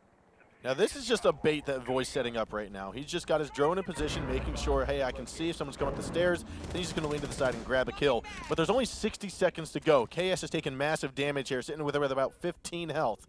underneath on the main floor. Yeah, this is a bit slow for what they need to be doing. They don't really have any kills on the defenders yet, and Safi's going down early is not going to help, especially if they needed those EMP nades to actually get the walls open. This could be a big problem for them here. I'm not seeing this going the way of Ares. Void does pick up that kill into Fabian. Wonderful shot there. Kaoxi, though, he's going to open up some of the wall and be able to move in after Jock kind of clears it with his drone. Void still going to cover this angle as Eunice is sitting at the top of the stairs. Nade goes out, forces him down. However, he's right back up, goes for a peek, and it looks like a wallbang's not going to happen. It's not going to be in favor of Void. He goes walking away with about 20 health. 20 seconds to go. Spoken's going to move on in from Fountain as Goga's here inside of Lockers, and he is holding down the fort, being droned on out at the moment. He's likely to fall back here momentarily. Jack picks up Pengu as Pengu got Kaoxi down, and now Spoken grabs another kill. 5 seconds to go. C4 gets tossed out, but not detonated. Void's going to come in with a heavy kill, but get removed from play as Eunice also goes down by Spoken. Wow, I mean, they actually managed to take that, mostly because they exploited the weakness of the site, because there was so many people off-site. Once they were able to get in and actually kind of clear that out, forced Eunice to have to push in last minute, that actually worked out in their favor. It was definitely close there. You saw a lot of different situations where people were kind of teasing each other out on that top floor. Good roam play overall, but unfortunately too much roam play, I think, as they weren't prepared to fall back to site as soon as they needed to. Eunice probably should have been there earlier, and in coming in late, they lost it. I think with about 20 seconds, the 20-second mark is when they should have fallen back through the through the drop patches, got back to site, because the attackers have to push. They have to drop in. They have to go for the plant. Yeah, you have to know that that's coming in. Yep. And in that case, I think they did a good job opening it up early enough from the attacker side to manage to actually take site control before Eunice had that chance. And I think that worked out for them in the end. Looks like fairly the exact same scoreboard almost, except for the last person not having 2 instead of 0 between these two guys. So this is a very nice even match here, 2-2, similar scores. I think this map overall seems to be fairly well balanced between these two teams. And we did see the first matchup on Consulate go 2-2, but Penta pulled right away after that. They didn't give Ares another chance. Yeah. In this case, now we're seeing Ares go to the ventilation room, so they're not going to go for customs again this time. So this could work out in their favor, as customs just didn't work out so great for them, I don't think. They are bringing that Echo, though, and a Pulse, so this should be interesting to see who goes on the roam play. I imagine the Echo is going to be sticking around on site. Maybe the Pulse as well. We can see everyone else on roam with the 3 up top. But at least we'll get Ares, or Voice setting up his Echo drone. There's going to be a C4 tossed on out. Fabian already expecting it. They tried to go for the same kind of maneuvers again, but Eunice, again, another final amazing pinch. Eunice peeking up from the top floor south balcony window into the atrium. Lesson learned, don't roam customs when these guys are coming in, because Fabian knows how to play that, and his teammates know how to make sure it works. So excellent pinch. I really like the way Fabian has worked as this entry fragger, because the way people have been droning for him, it's generally been working. Even if he doesn't get a kill, he gets in fast and clean. And Pengu taking down Kaoxis early, that's the smoke. It's all going to be on Echo to try to delay anything. That's not going to be a delay of anything. This game has been going so quickly. Penta's not even going to let it go down to the last 60 seconds. No. They're likely to try to clamp on down here for the next 60. This is the second time we've seen them clear up 2 roamers within the first minute. They've really got their drone play down, and it's paying off. Now, Void was getting droned out, and I think it was Fabian had the right of way with the angle, but missed the opportunity. We are going to have the defenders start to get back onto site. At the top of Lockers, I think, is where we saw Spoken drop. Safiz is going to go down with a trade onto Eunice. That's actually a good trade. You want Eunice off the board, but you want to try to do it without going down yourself. 1:30 to go, 2 on 4, and Penta's about to make their move onto the Echo. Void's about to go down here. After the nades go out, flashbangs go in, and Void is now feeling a little bit cornered, claustrophobic. He's got to move on over.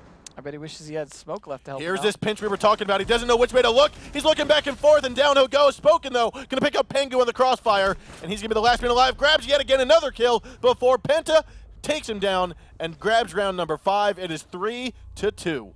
Nice effort by Spoken, but they had such a solid pinch there that it was kind of doomed.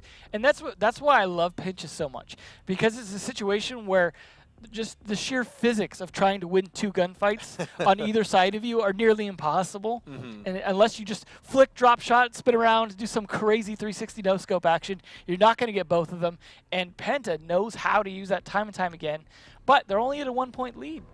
So the flaw, I'll say, or we'll call it the gap, or the way to beat this pinching game that Penta is throwing, that the Penta is putting onto the defenders, in my opinion, is to challenge one. Yeah. If you are being challenged, if you are being pressured, or basically if you are being pressured by Fabian, by Eunice, whoever it may be, you can't run away. You have to take that fight. Even if you get droned, yes, you're going to have the lower hand. You're not going to have the upper. But it's better than running into someone where you don't know where they're peeking from.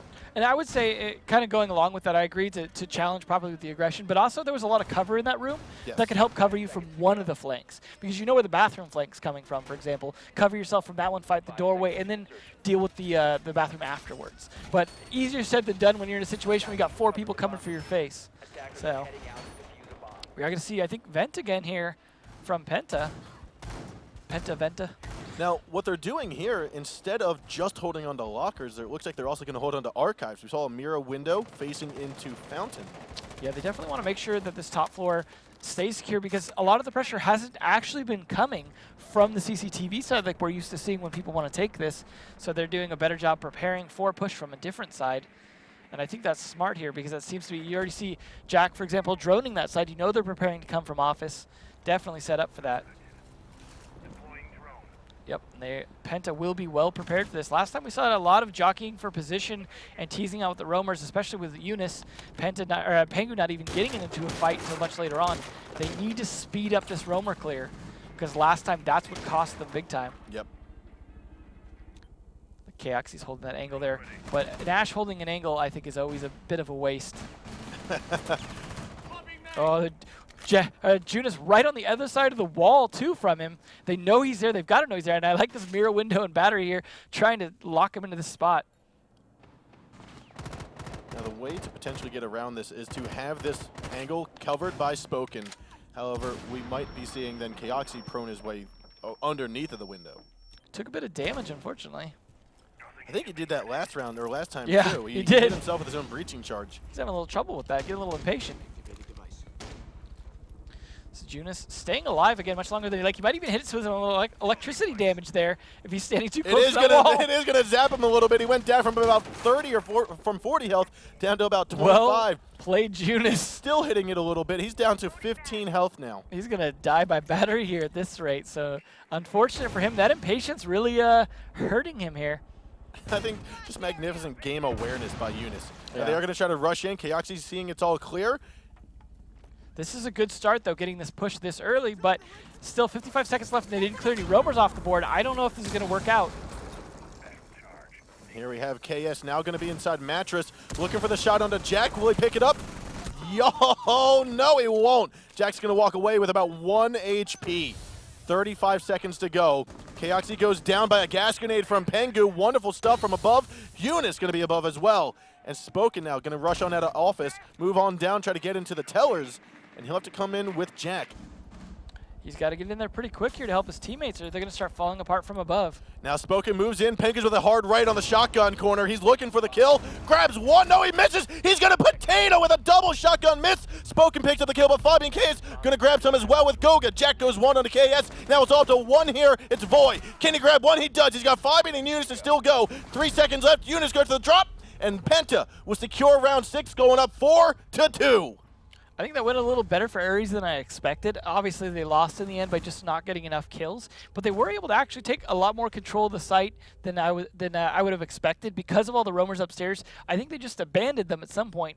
But after wasting that much time trying to find them and then not getting anything out of it, I think in the end burned them because they still were desperate on time.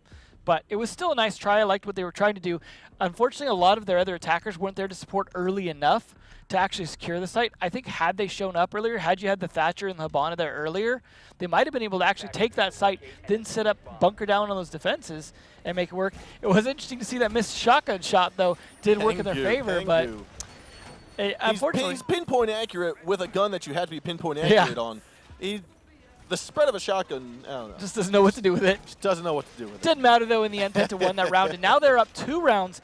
And the most important part of that, of course, is that is match point when they have won, well, map point, I guess, as well, because they could, if they take the next round, just move on forward, and that is it for Ares in this match. So they've really got to secure this bomb spot here. Hopefully they've got something smart up their sleeve. They're really just going to, I mean, honestly, this round for Ares, for me, needs to be about countering those pinches. If they can't do that, it's over. They're done. They are going to need to somehow, like you said, counter these pinches, whether it is don't get in those pinches in the first place, or whether it is challenge one side of the pinch. I think generally the best way to do it, if you can, is you set up a crossfire from a position that's secure to the other side of the pinch, and then you just bait them in. The problem with that, though, is there's a lot of grenades and flashbangs in play that kind of make that hard. Counter the pinch with your own pinch. That's right, pinch the pinch. It's like, only way to do it. It's an eye for an eye, but a pinch for a pinch. Yeah, and you just got to make sure one side of your pinch is covered, then you have the asymmetrical advantage. But good luck. There's going to be a lot of pinching going on, like when you visit your grandma. So we'll see if they can do it. I like this, just looking my around. grandma was never really a cheek pincher. She was more of a I'll hug you until you die sort of person. Yeah, unfortunately there's not an operator for that yet. No, there's not a Care Bear operator yet. They'll get there. A lot of work coming out, trying to get smoke in here. So much attention just staring at the ceiling.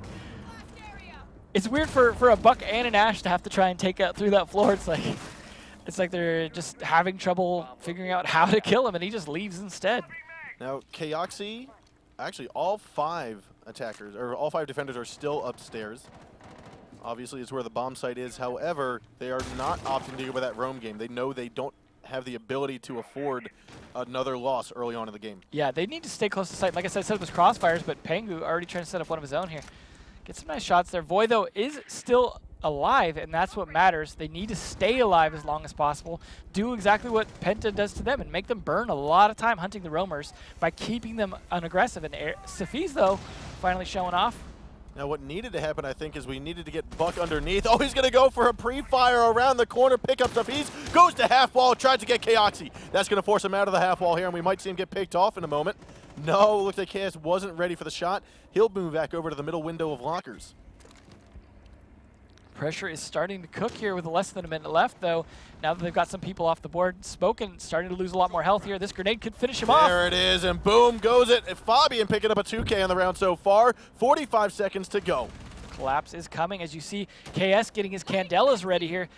This is all going to be down to Kaoxis to hold tight. Jack, though, going to take down that bottom pressure. That's Fabian off the board. A 3-3, 35 seconds to go. Candelas are going out. Smoke's going to go out here in a moment. The plant's going to go down by Goga as well. They just need to make sure that no one's going to be behind that window as the plant's going to go down here. Voy, though, grabbing Eunice, but not before Jacques got taken out. Voy as well now down. It's all up to Kaoxi. He can clutch this. Looks like he will not. And KS grabs the final kill of the round. It's going to be a 5-2 victory for Penta Sport.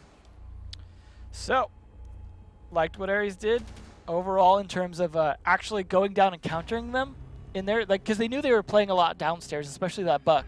They kept putting pressure down there. Unfortunately, every time they got a kill out of that, got traded. And that, at the end of the day, is unfortunately what cost them. I mean, as we were talking about, they needed to stay closer to sight. They did. And be ready for it. And they did, and then they came out and got those kills.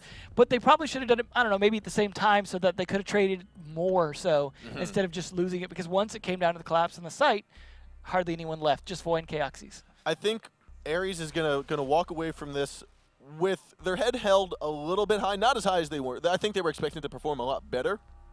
But one of the takeaways that I hope they see, going back to Zavad, taking a look at their performance, I hope they recognize that one round where they did manage to create a very effective pinch. I think it was round number 1 or 3. Yeah. But if they can take that round, expand that kind of mentality, that kind of philosophy into their other strategies, whether it is on border, on consulate, or any other map in the region, or any other map in the pool, I think that's going to elevate their game to the next level. And I think they showed, like you said, some examples of it that they could go back and learn from, and they can also learn from what happened to them from Penta. I think there's a lot of potential in this team because when they did it right, it showed. Now we are going to take a look at our map 2 highlights here on border. Again, this is where Penta was quite dominant. I like Voy as a player. I think he had some really great showings along with Kaoxis. Unfortunately, Pengu there countering that. I say that. This was a really nice attack onto CCTV once they'd already got control of the rest of the top floor. Junis being a bit of a thorn in the side. Junis is always a thorn in someone's side. Unfortunately, though, there's that little miss by Pengu, but again, it did not affect the outcome of the round. Good Wonderful nade by Fabian, though. He knows how to play that Buck from downstairs for sure. He knows how to play any operator that he actually ends up selecting. Puts effort into. So I think there was a lot of effort put in. I feel like the only person we really didn't get to see enough from was KS. I feel like KS had a little bit of a shortcoming this game.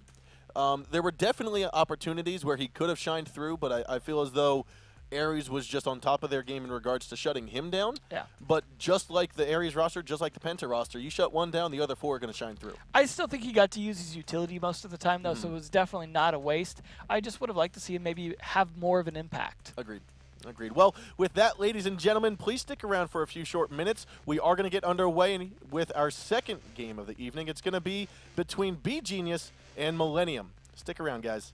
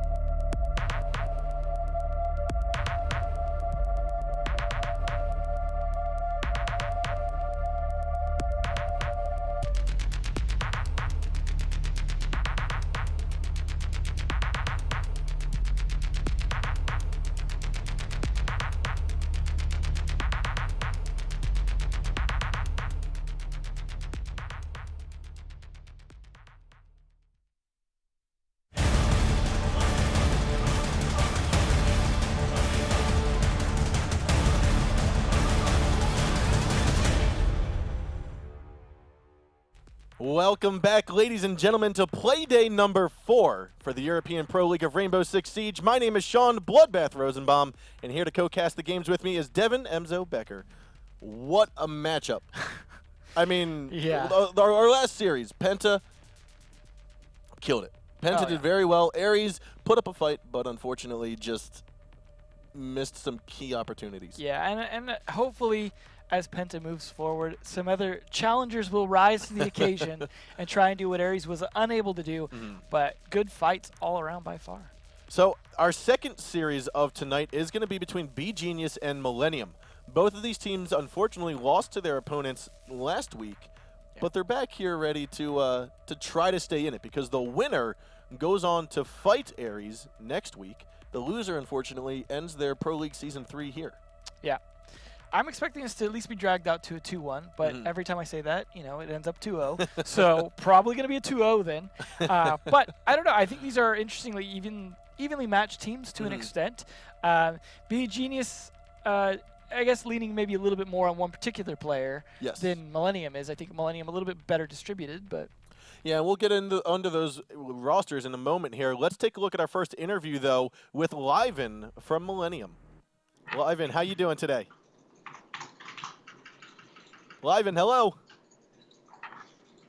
Not quite sure he can hear us at the moment. Oh, nope, he can't hear us at the moment. He is playing a little bit of a Star Wars, a little bit of Cyborg here. I'm not quite sure. I don't think he can hear us. Oh, well then, we will get right back into the interview if we can get a chance to. But while we do wait, let's take a look at our roster here. I think Let's take our roster for Millennium. I think should be coming up here momentarily. Liven's very well spoken. Liven is very well spoken. Yeah. He knows how to communicate without words. The conversation is what matters for him. So on the Millennium roster, we have Steezy, Liven, Yogurt, Renshiro, and Aries. And now these are the players that showed up last week, unfortunately just not enough to actually beat Aries. Yeah, I'll be honest, I miss Falco being on the team a little bit, but I think overall they figured out some of the things they did wrong, I would imagine. I expect this to be a better performance from them, but they did take the team that they fought, Aries, of course, to 3 maps last time. They did. So it is definitely a possibility we will see the same here, as I think they are pretty strong, especially if they can kind of find some chinks in B-Genius's armor. I expect it to be a good match. And I agree with you there. Now, one of the things we've talked about during the first week or two, but we haven't really referenced it since, is the operator picks down below, the favorite attack and favorite defense operator picks. Last season and previous seasons, they were the most played operators that these individuals had used throughout the Pro League. These are the operators that they actually favor. We went out, surveyed them, asked them what are their favorite operators to actually play, whether or not they actually play as a role in the Pro League. Definitely a big difference. Agreed. Man, we're seeing here Castle for Aries as well as Thatcher, a very support-heavy personality, I'll say. Yeah. One thing I will say is Liven being favorite operator attack on Jackal, we have seen them use a lot of Jackal regardless of the map. So not surprising there. Not too surprising there. Millennium, though, that's going to be your 5 players for this evening. And we are ready for the interview now. We've got our technical difficulties all solved. So let's head on in, take a look at Liven. Liven, how you doing today? Fine, and you? Good. We saw your cosplay as the X-Men member there. Sorry, I didn't know I was live. Sorry. No, it's all good. I'm sure Reddit's going to get a good laugh at that. But no, Liven, thank you for joining us today. What I want to ask you about, I want to ask you 2 different things. First off, what are some of the most effective ways to keep Mira and her windows intact?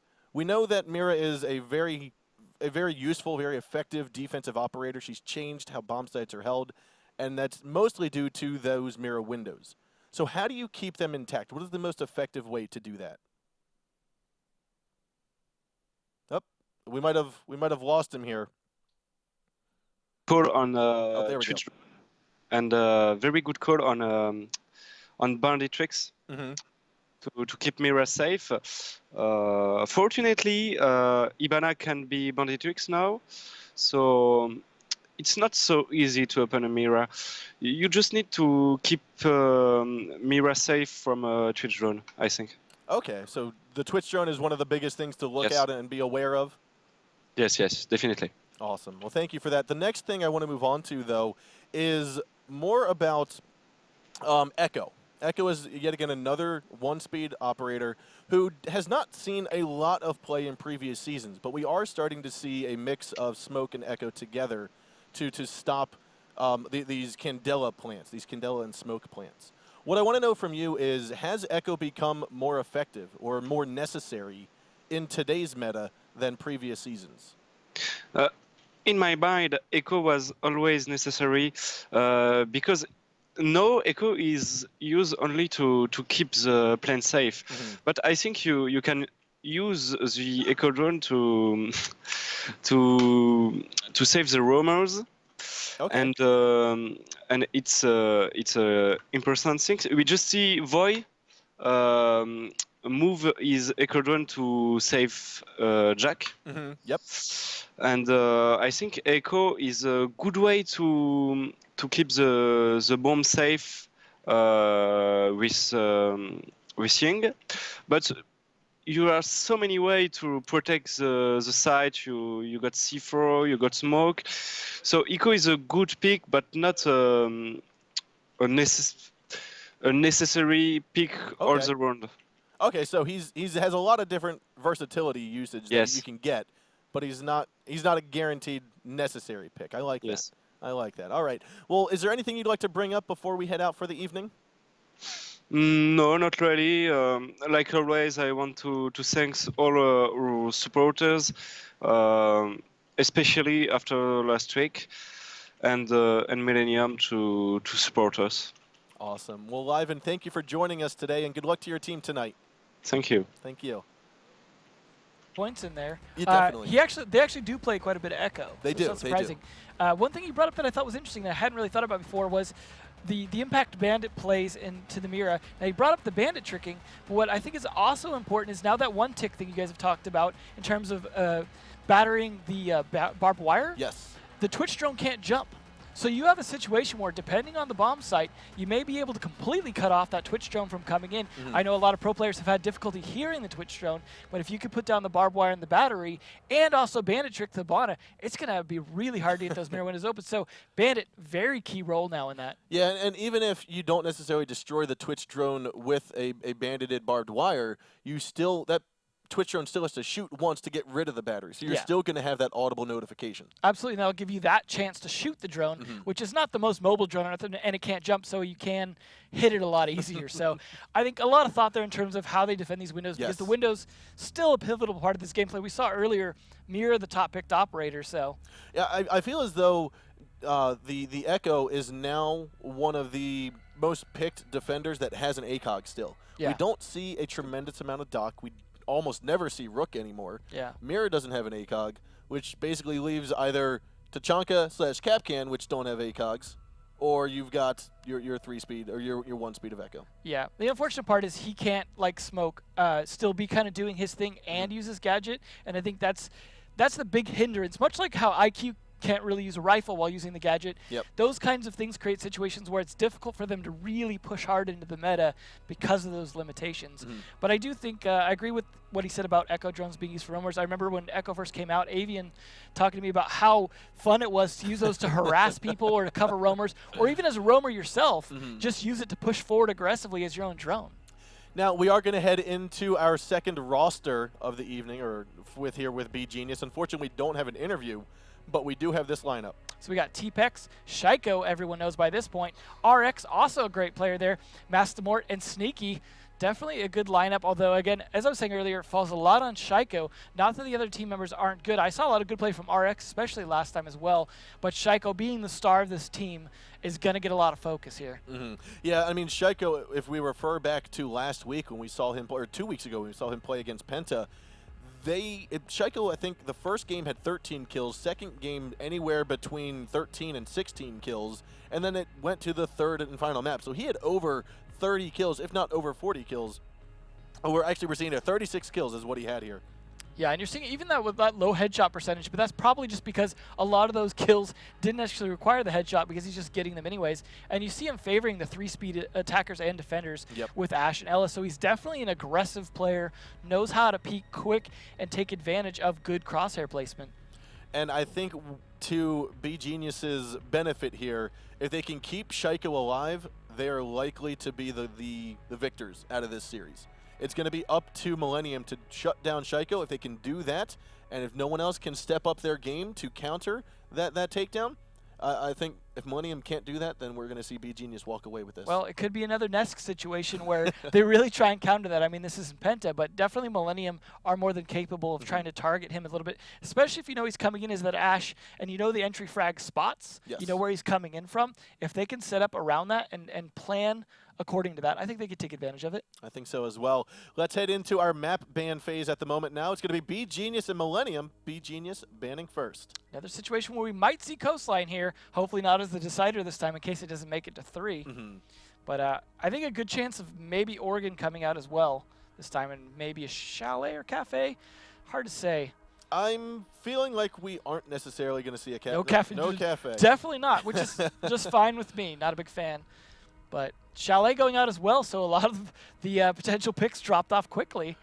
These two teams don't strike me as a team that would favor going to Skyscraper. I don't think that's going to make it through. Definitely not. They both ban it first. Yeah, most of the European teams do not prefer to go to Skyscraper. It actually surprises me they haven't already banned it. They're both expecting the other one to do it. Yep. So there goes 2 of the C's. I was hoping maybe for Clubhouse anyways. We've got Bank, Border, Coastline. No more Bank. Border, Coastline, Oregon, and Skyscraper, Skyscraper. right? This has to be the Skyscraper. If it makes it through and we have both Skyscraper and Coastline, I'd be very surprised. Especially since, like I said, literally Skyscraper was their first ban, both of them in their previous matches. So I can't imagine they want it unless they were targeting it. I mean, maybe B Genius has practiced it and they left it up to Millennium to think, let's say you want to go for it. Maybe not. Risky. We've seen a lot of teams, especially in the NA region, just be inadequately prepared for it and get stomped. There it goes. There's the ban. So let's hope for a Coastline in the first 2 picks and not as the decider. We've already seen a lot of Oregon Border. We could start with something a little different. I'd like to start with a little bit difference here. And Coastline's a map that definitely has a lot more to be uncovered. We know for a fact that all 4 bomb sites have been utilized to their effectiveness here. But during this map pick phase is when we're going to see whether or not it actually gets played in the first 2 maps. I think if anyone's going to pick it, more likely to be Millennium because B Genius lost it, whereas Millennium won it. But it was a close 6-5, so there's a chance they're not feeling as comfortable on it as they'd like and could leave it for the decider. B Genius, on the other hand, probably less likely to pick it. But I feel as though with the aggressiveness that we've seen Shaiko play, with the amount of skill he has, I think having a map such as Border to roam around on as your home fits more with B Genius's profile, with their style. Apparently Oregon, though, instead. With Oregon first, which, I mean, does have a valid roam game onto it. I mean, I agreed with you. I think Border was maybe a little more fitting, but I think Oregon still will be a good one for him, provided he could properly control his flow and escape routes. Yes. I could see that working. I mean, we've seen that before, where if the attackers are pushing in from the west small tower, you've got some pressure inside a kitchen, and once that pressure becomes too much, your defender roams out of kitchen, goes down towards the meeting hall, then back of red tower. I feel like that kind of escape route might be what we see Shaiko kind of do. They've really just got to be smartly set up for it, because doing those escape routes mid-game can be helpful, but can also give away your position. So I imagine Attic will factor into that a lot. I think it will as well. Now, our second map to be determined here is either going to be Border or it's going to be Coastline. And as you said, Millennium did win on Coastline. Yep. They're feeling confident on it. Win rate 100%. There it is. That's what happens when you have a shorter set of play matches, right? All these things look extremely imbalanced. So that is our lineup for the evening in regards to the maps. We've got Oregon first, Coastline second, and Border third. Now, speaking about Oregon, we still are not seeing a lot of kitchen and dining holds. No. We aren't seeing a lot of red tower holds. We are still staying with the core meta of downstairs and upstairs. We also haven't seen a ton of master bedroom pushes either, yes. Although we saw some attempts at that yesterday. So I do think Oregon has been evolving a bit, I think. It's a little too focused, I think, at the moment on laundry, and dorm defenses still a lot of times fall down to just the windows. Not as much buck play, for example, in the kitchen, and I think that's why people aren't guarding the kitchen as much. Yep. But I feel like kitchen losing focus is not the great. I liked when the kitchen play was involved, even when it was in the bomb site, just because of that dynamic of the way the roamers had to play it and escape to Meeting Hall using the pantry blown out with like an impact grenade was always interesting to see. I agree. In terms of especially whether or not they were able to control both Meeting Hall and kitchen at the same time and attic. It's a lot of ground to cover. And that's what made for some really exciting dynamic matches. So I really like to see that, and I hope we do see that today. So I want to see a variety of bomb sites here today. We saw 3 out of the 4 bomb sites on border in our last series with Penta and Ares. But with Oregon, I think that Millennium, as well as BGenius, have a chance to throw a curveball, pick up an uncommon bomb site, become victorious on it early on, get that upper hand momentum, and then take it back to the more common sites, which they're more comfortable doing. Yeah, I mean, I don't think there's a huge chance we're going to see Watchtower. I think it's going to be really down to Dorms and Laundry for the most part. I know Millennium not necessarily interested in playing anything other than Dorms and Laundry at the moment, it seems.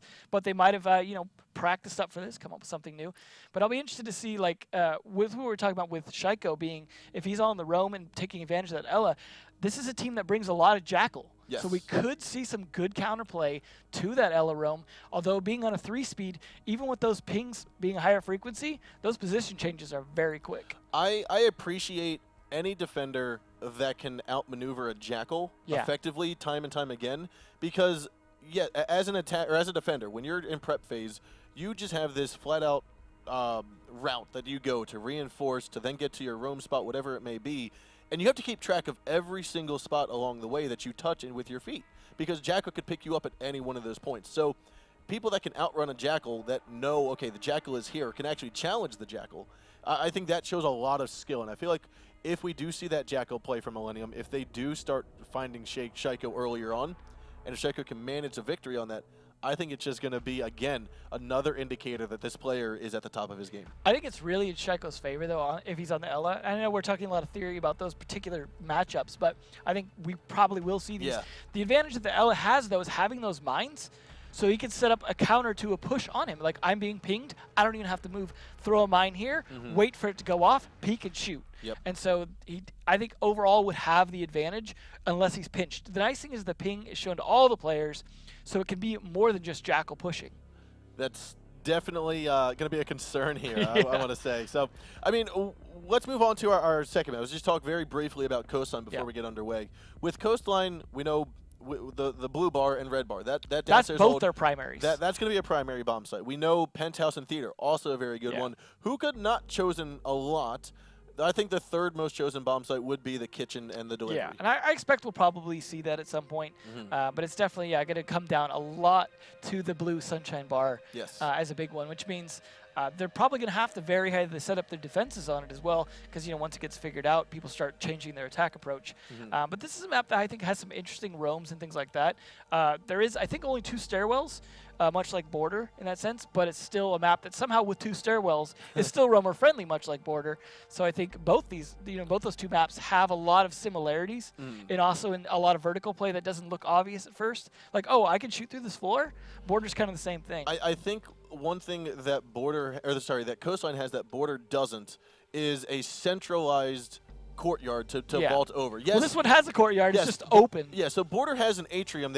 You can vault on over and do that, but it's not as prevalent as in Coastline. Let's take a look, though, at our community vote now, and this is looking a lot closer, 52% in favor of BGenius. I'm not sure if that's the closest. I think we had a 51-49 at one point. We did. So almost the closest, the closest to the closest.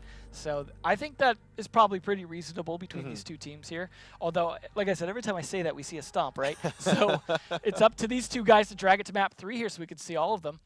I think what's leading this being so close is you have Millennium's following. You know that Millennium can perform well, and then you also have the hype about something that is new, something that is very apparent with Shaiko and the rest of his team of BGenius. Absolutely, just that big showcase unknown quantity coming out of nowhere.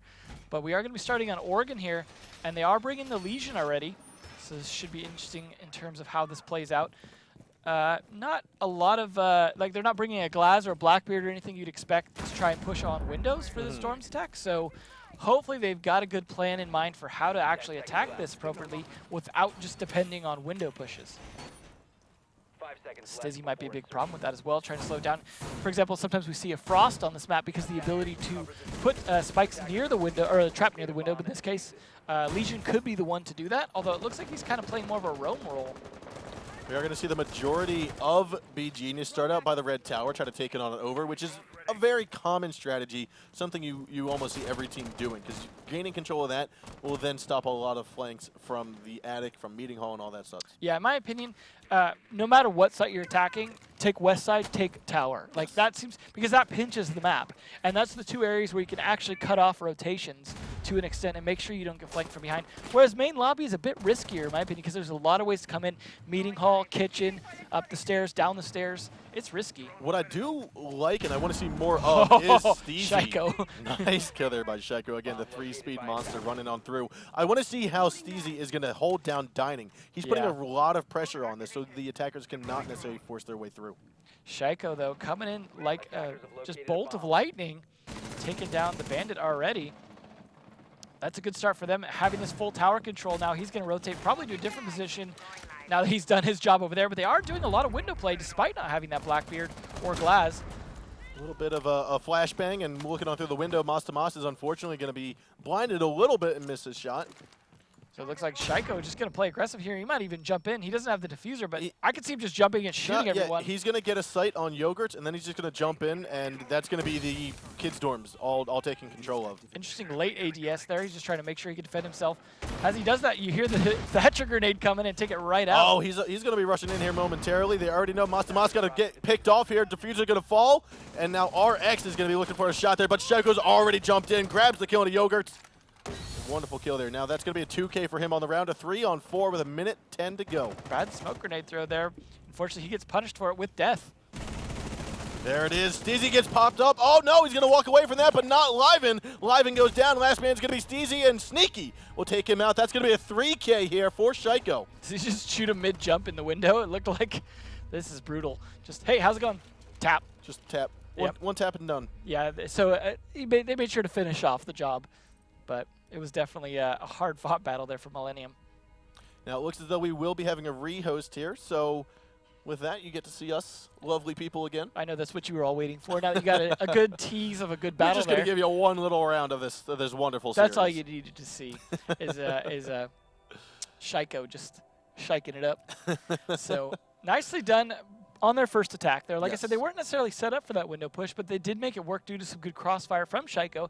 Saw him clear the tower, clear the meeting hall, then come over and just help clear the window. Like he was a one-man army in terms of clearing areas to secure it.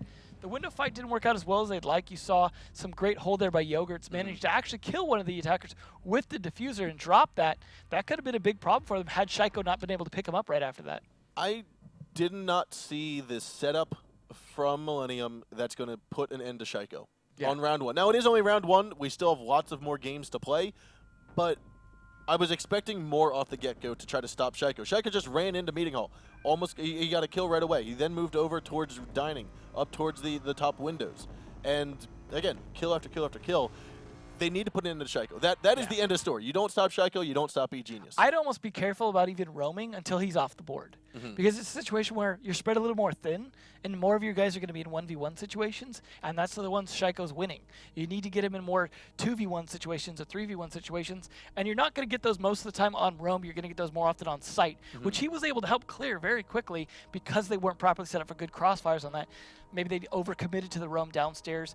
Maybe having a Stizzy on that Legion wasn't just contributing very much on that, and that was really a problem for them. Heck, maybe had they had Stizzy focusing on slowing down the play of Shaiko by getting those windows with traps and staying on site to be able to do that, they could have slowed his push and taken him out. I'm trying to think of what are the different methods you could use. You had said keep roamers away until Shaiko's off the board, but I recall, I think last week it was, or 2 weeks ago when we saw Shaiko and Penta, the clubhouse got played.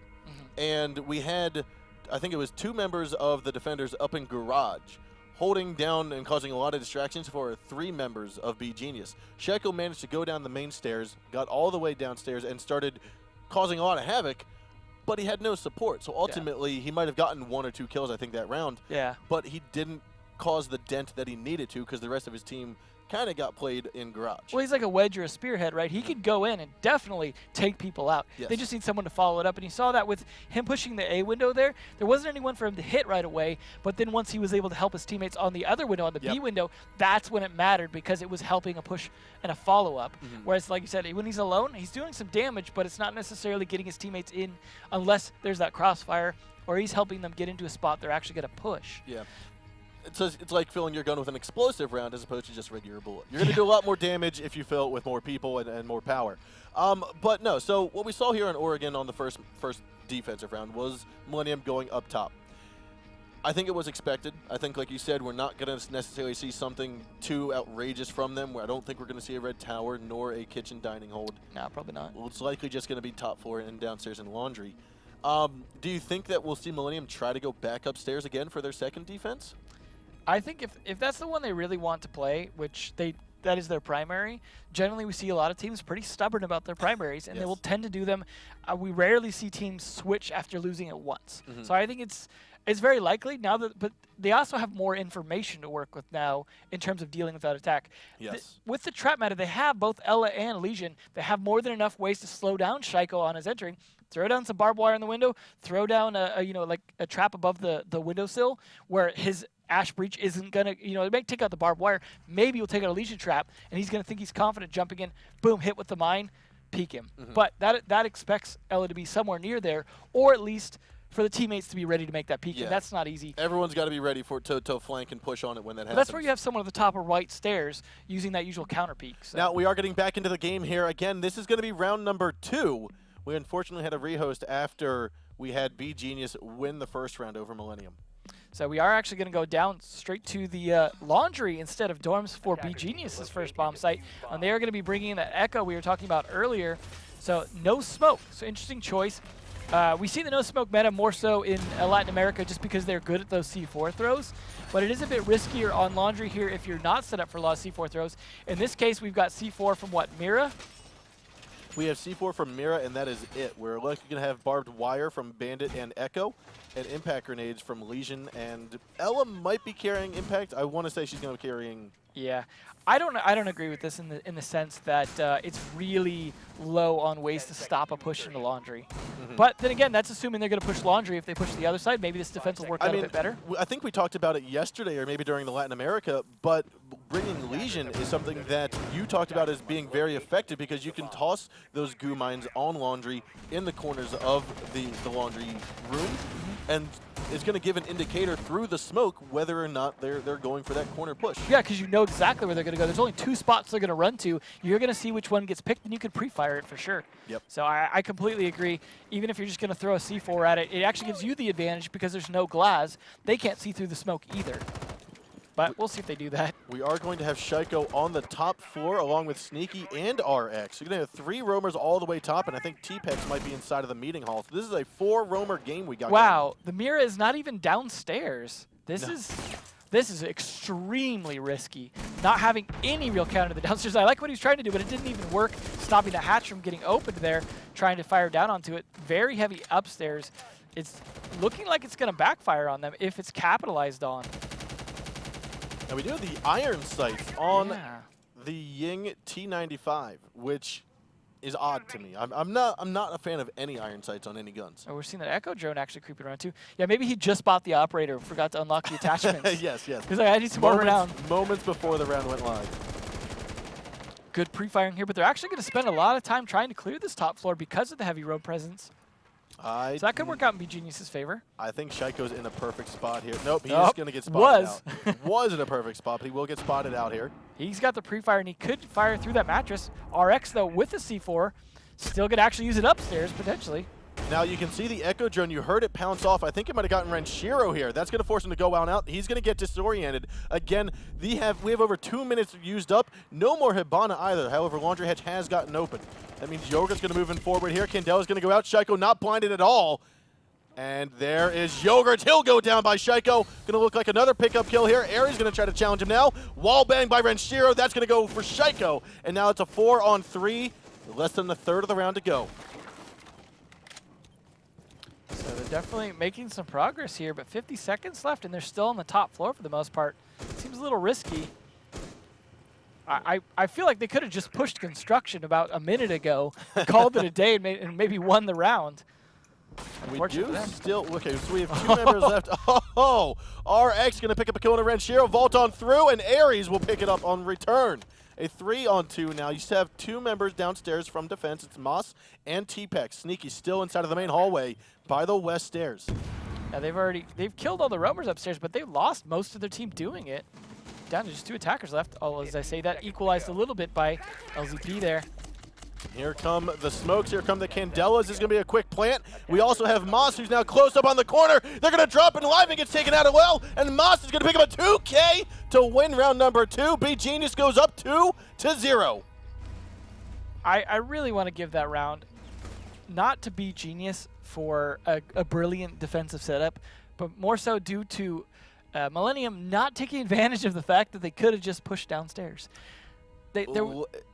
We've seen this before, and I think it's what separates a good team from a great team in the Pro League is the fact that they can adjust on the fly to their strategies. We see Penta, we see teams like Rogue, like Ents, like Team Font. All these players and all these teams are able to change up something on the fly. Millennium just seemed to be a, here's our plan, let's do it. I feel like if you're droning and you saw that Mira, that's the moment you change it. You say, if they're committing a Mira upstairs, downstairs is soft. Let's take it. And it turned out they didn't have hardly anything. They had 1 C4 they used upstairs.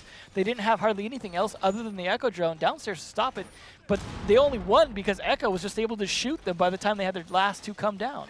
And just so little time left. So I hope there's a mistake we won't see repeated by Millennium, because really that came down more to them just making the wrong choices than B-Genius with a genius plan. But I still like the way B-Genius executed on that upstairs defense. Obviously, they did a great job picking off tons of players at Millennium before they were able to get downstairs.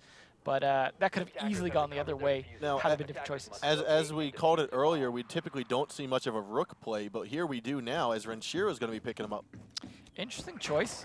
I'm hoping to see if he spawn peeks as well, the old school spawn peek with Rook, something that Six Quattro used to do, who was formerly on Millennium, so maybe he's had a bad influence on this team. But it looks like he's going to at least look for something out there. So hopefully he can be a steadfast operator upstairs there, try and hold that defense. Now, if this was a 3-speed operator, I would not be attuned to saying you're not going to hop out the window here. Renshiro's all inside a kid's dorms, but a 1-speed, you're not going to hop out. Yeah, no, he's definitely going to be standing there just holding this down like you'd expect a Rook to. Sizzy had thrown out a trap there earlier. IQ saw it, shot it, so he just replaces it. Probably not going to work a second time unless he's counting on IQ not rechecking that. Well, we need B-Genius to try to get Rook out of here. Unfortunately, though, it looks as though it'll push into Addicts, not going to be successful. However, Shaiko does get a kill. Excellent flank there by Shaiko. Now it looks like he's a little bit trapped in here at the moment, though, a little more concerned about a push. But no one's really wanting to push him, and I don't blame them. Liven, though, will take out T-Pex here. That's going to be the Thatcher down off the board. Shaiko's going to drop from Attic into the meeting hall. Liven knows he's there, goes for a pre-fire, and boom, it goes! Wonderful headshot, standing level. So nicely done by Shaiko, taking out the one operator who's most likely to counter him. Now off the board, and a clear advantage here for B-Genius. Not just one man up, but also a lot of firepower still to go here. Stizzy could go for the peek out. This could cost them everything if he times it right. Oh, and the Claymore. The Claymore's at head level. You know Stizzy's eyes were looking low. And at head level, that's going to drop him down. RX, Shaiko, and Mas going to end the final 3 from Millennium. They now go up 3-0. I think the 2 pivotal points of that round were Stizzy getting that, or not Stizzy, but Shaiko getting that wall bang, and then that Claymore. Yep. That Claymore, because the timing of everything was perfect for him to come out, because he was repelling as well. Shaiko's repelling, the other 2 were repelling. He could have, assuming he controlled the shots well, got 3 kills for that. Claymore changed everything. And so good Claymore placement is critical with a lot of these teams, and the ability to jump out is something that people are always going to try and do, especially without the red filter you get now, right? Yep. You can jump out even clearer. The jump out from Dining, or the push out from Dining, if it wasn't stopped by the Claymore, there were 3 people repelled and no one looking at the doorway. No one. And you take down Shaiko first because he was the closest. He would have been the most likely to do something about it. Once he's gone, the other 2 are going to be struggling. Maybe he only would have gotten 2, and the third one might have got him just off timing and not having enough bullets, things like that. Because that, unfortunately, that was Legion, and his gun is not the most lethal for getting a number of kills per mag. He would have had to aim and control very carefully. But still, nonetheless, the Claymore changed everything for him. And he thought he was being clever with his traps on that door. So we are going to go back up the dorms again. Like we said, they're going to be stubborn about it. They're going to try it again. But now they've got a bit more information. If they can stop Shaiko from making his push. Oh, no, I'm sorry. This is no, this the other way is around. Genius. They were downstairs, I think. Yep. Yeah. So if they can stop Shaiko, we'll still continue with that line of thought there. You see RX though with a top of the board there. I think like I said, I think he's a great player as well. Maybe a little underrated sometimes because of Shaiko taking the spotlight, but I think a very reliable player on their team. I feel as though BGenius, the downfall, if they lose this one, might be due to them being spread out too much because they're trying to hold all of Attic with the reinforcement here that we're going to see Millennium try to open up. They're also going to try to hold on to Kitchen hard, where you see the mirror window and the reinforcements down there. So it just seems like they might be a little bit too spread out. I'm hoping that that's not the case, but let's stay tuned and see. Yeah, it really depends on how they drone, right? That's the counter to people being spread out, is making sure you drone properly. So it looks like Millennium are droning and they're clearing properly, so this, like you said, could be a big problem for BGenius. They are going to have to try and fight Shaiko there at the other side of that attic if they get across. So that could be a big problem for him. He is just trying to hang out up here as long as he possibly can. So it actually is he's actually playing close to sight. I like that little trap there just in case they try and peek him. Cover as many flanks as possible. No one trying to push master bedroom though. As we talked about before, everyone likes windows instead. We do still have Sneaky, who's inside of the basement. Now it looks like though he might have moved over to laundry. He's here in the hallway. He's still just going to play his time. No one knows he's down here. Yeah, he's going to be the threat to push up these maybe these stairs over here very late, or sneak over to meeting hall if he has to. Looks like he is. We are going to see Shaiko try to challenge this onto Aries. Toss out one Ella mine, and that's actually going to grab him. Going to give him a little chance here, but Yogurt's all ready for the shot, lined it up, and takes him down. That's going to be the kill they needed. 1:10 to go. Just saved his teammate's life because that was just about to be a headshot onto the repeller. Some good teamwork here from Millennium is potentially going to save this round for them, especially now that Shaiko's off the board. Grenades starting to come out here. Moss is going to have to be very careful. Oh, and it looks as though Moss will escape death, but he's going to give up the territory of the B site. That's probably worth it, though, because you know at some point he's going to die. Yep. Like, you just can't stay there forever. T-Pex picks up a pistol kill, though, into Yogurts. 40 seconds left, 4-on-4 now. The windows are being covered. The windows of Kids are being covered from underneath, which is going to be RX's job. Gas grenade's going to go out, allow Moss to try to get back in sight. But a couple shots are going to down him off and finish him down for the round. Starting to look like it's really collapsing in favor of Millennium. Well, there's Renshiro, grows for a C4 kill, and he goes down. RX picks up the kill, Sneaky as well. It's a 3-on-2, Steezy and Live, and last two alive. They're going to move over to the A site, try to go for a plan here. Looks like Jaeger goes down. Live going to pick up a kill now with 2-2. Sneaky's got to move in through the doorway here, and I think we will have a successful plant. There it goes. He turns away, giving away the position, the angle that he had. Mira, no C4 in hand, and this is going to have to be a well-fought battle. Millennium's in the upper at the moment. This is a situation where these rotations can both be cut off, and someone's got to win a gunfight to make progress here. I like Sneaky, what he was doing. He went into Attic to see if there was someone on Repelled. He's not going to see it. That wasted quite a bit of time. He's got about 25 seconds to go, and we have a nice angle here by Live, and he's going to look to get the shot into Sneaky. Pre-firing, goes for it. They both miss each other, and there's the final moment. Steezy taking him down with Habana. That's going to be the first round here. Millennium will finally get on the board, 3-1. It's unfortunate Sneaky spent about 20 seconds to get in the exact same position he just left. So it just did not work. And that's what I mean. They had all the rotation spots pretty much covered for the most part. There was very little they could do. I like that they were trying to fight it down from below a little bit, but those positions just were not working out in their favor. So nicely done by Millennium taking it. Still at a deficit, though, of a point. BGenius with a clear lead. They're going to have to work on this. I'm sorry, 2 points. So not good for Millennium so far. But this is the first map. They've still got a chance to bring it back potentially on Coastline, which was their pick. This was BGenius's pick, obviously for a reason. So we'll see if they can successfully defend this laundry here. They are also not going to bring a smoke. But I would hope they're going to leave Renshiro down there with the C4. They're not going to play the weird upstairs defense that BGenius did. So hopefully this will work a little bit better. Here's where Stizzy's going to play and hang out into that drone. I would imagine he would go down with Renshiro, play a little bit safer, have that drone available, set up in position as early as possible. 5 seconds to insertion. But then we'll have the roam, of course. I would imagine from Ahiri's, Yogurts, and Liven, all good roam operators to potentially keep the rest of the defense, but it looks like Ahiri's going to go down instead. Maybe a little bit late here getting everything set up.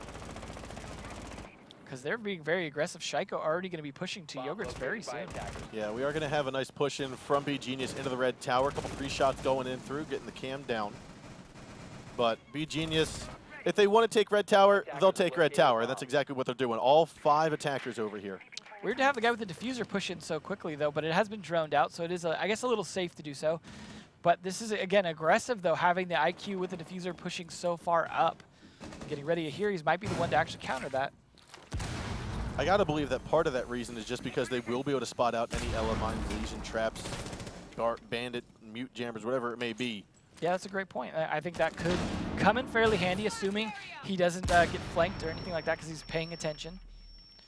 Liven needs to go for the pre-fire here, and it might pick up Shaiko. Will he go for it? No, he shot a couple bullets in through, but didn't see it.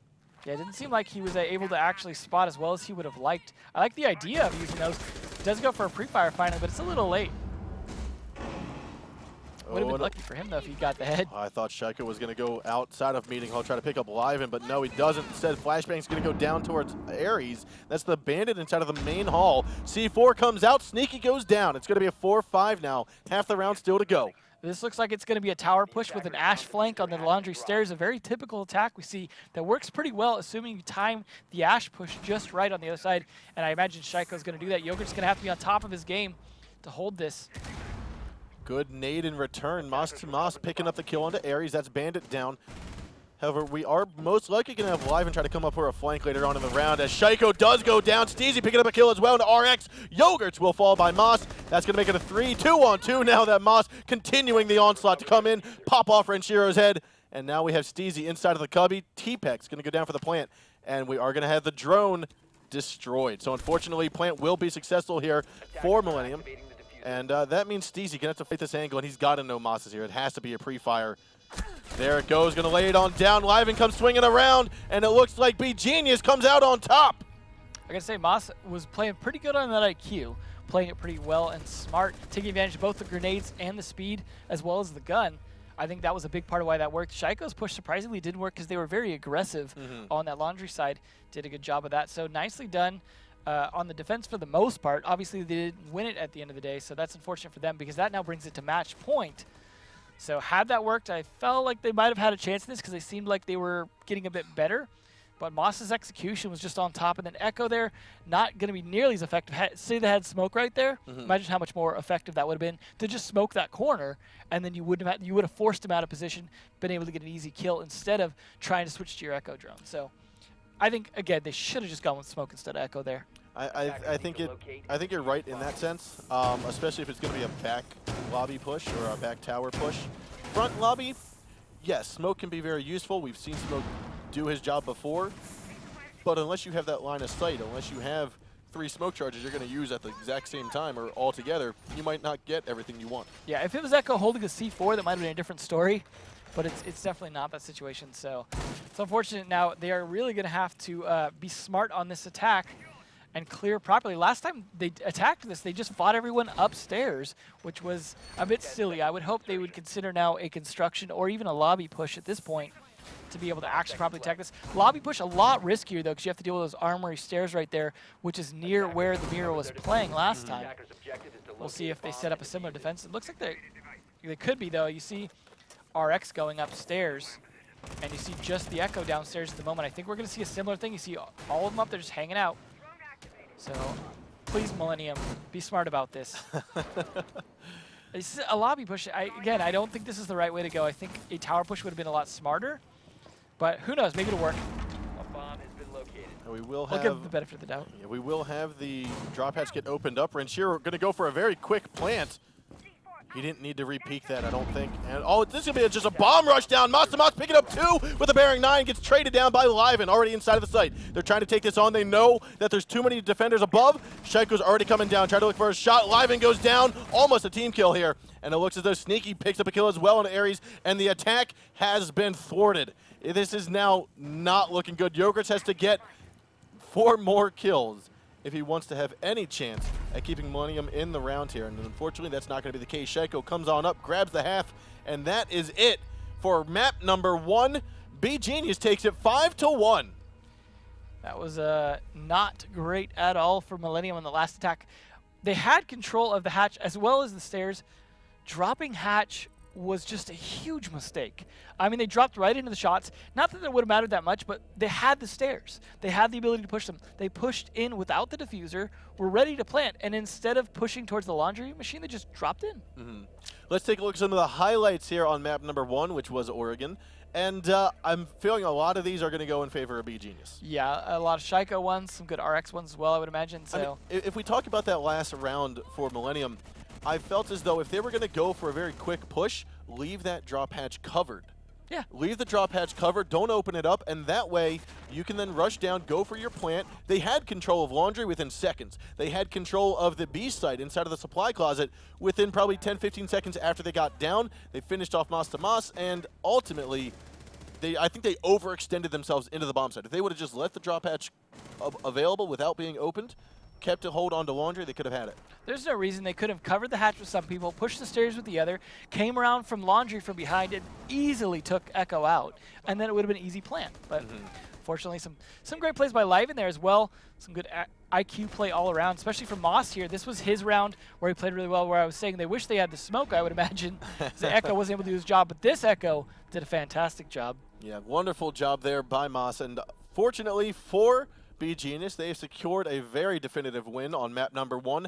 Map number 2 is going to be a less common map, Coastline. Yeah, but this was Millennium's pick, so there is a chance that we could take this to 3. But if they play anything like they did on Oregon, I'm not super hopeful, I'll be honest. I think you're right in that Millennium had a lot of mistakes. They had a lot of missed opportunities, a lot of oversight, and I don't think you can give that to a team with the talent that B-Genius has. Yeah. I mean, there was some times they had some potential for some good plays, like that run out from Stizzy that didn't work because of the Claymore. And that's where they just need to be a little more careful in those executions. And I think there's potential for them to bring the comeback, but they just didn't ever seem to fully adapt to the way B-Genius were playing. And they've got to do so. I imagine if they've watched B-Genius play Coastline, hopefully they did, and they prepared for this because there is VODs available for that. Yeah, they definitely need to come prepared with a full-out playbook. And as we get underway here, let's take a look at the operator selections because it's map number 2. We're here on Coastline, and we're ready to get going. It's going to be Millennium on attack and B-Genius on defense. So we were talking before about it being 1F. Blue Sunshine was most of the pick for both these teams. Interestingly, they're going to go to Kitchen instead, change things up a little. Like you said, that is kind of the third bomb site a lot of the time, with the penthouse being a bit more common as a secondary or primary. So this will be interesting to see if Millennium is prepared for this attack. This is kind of a difficult one to pull off sometimes.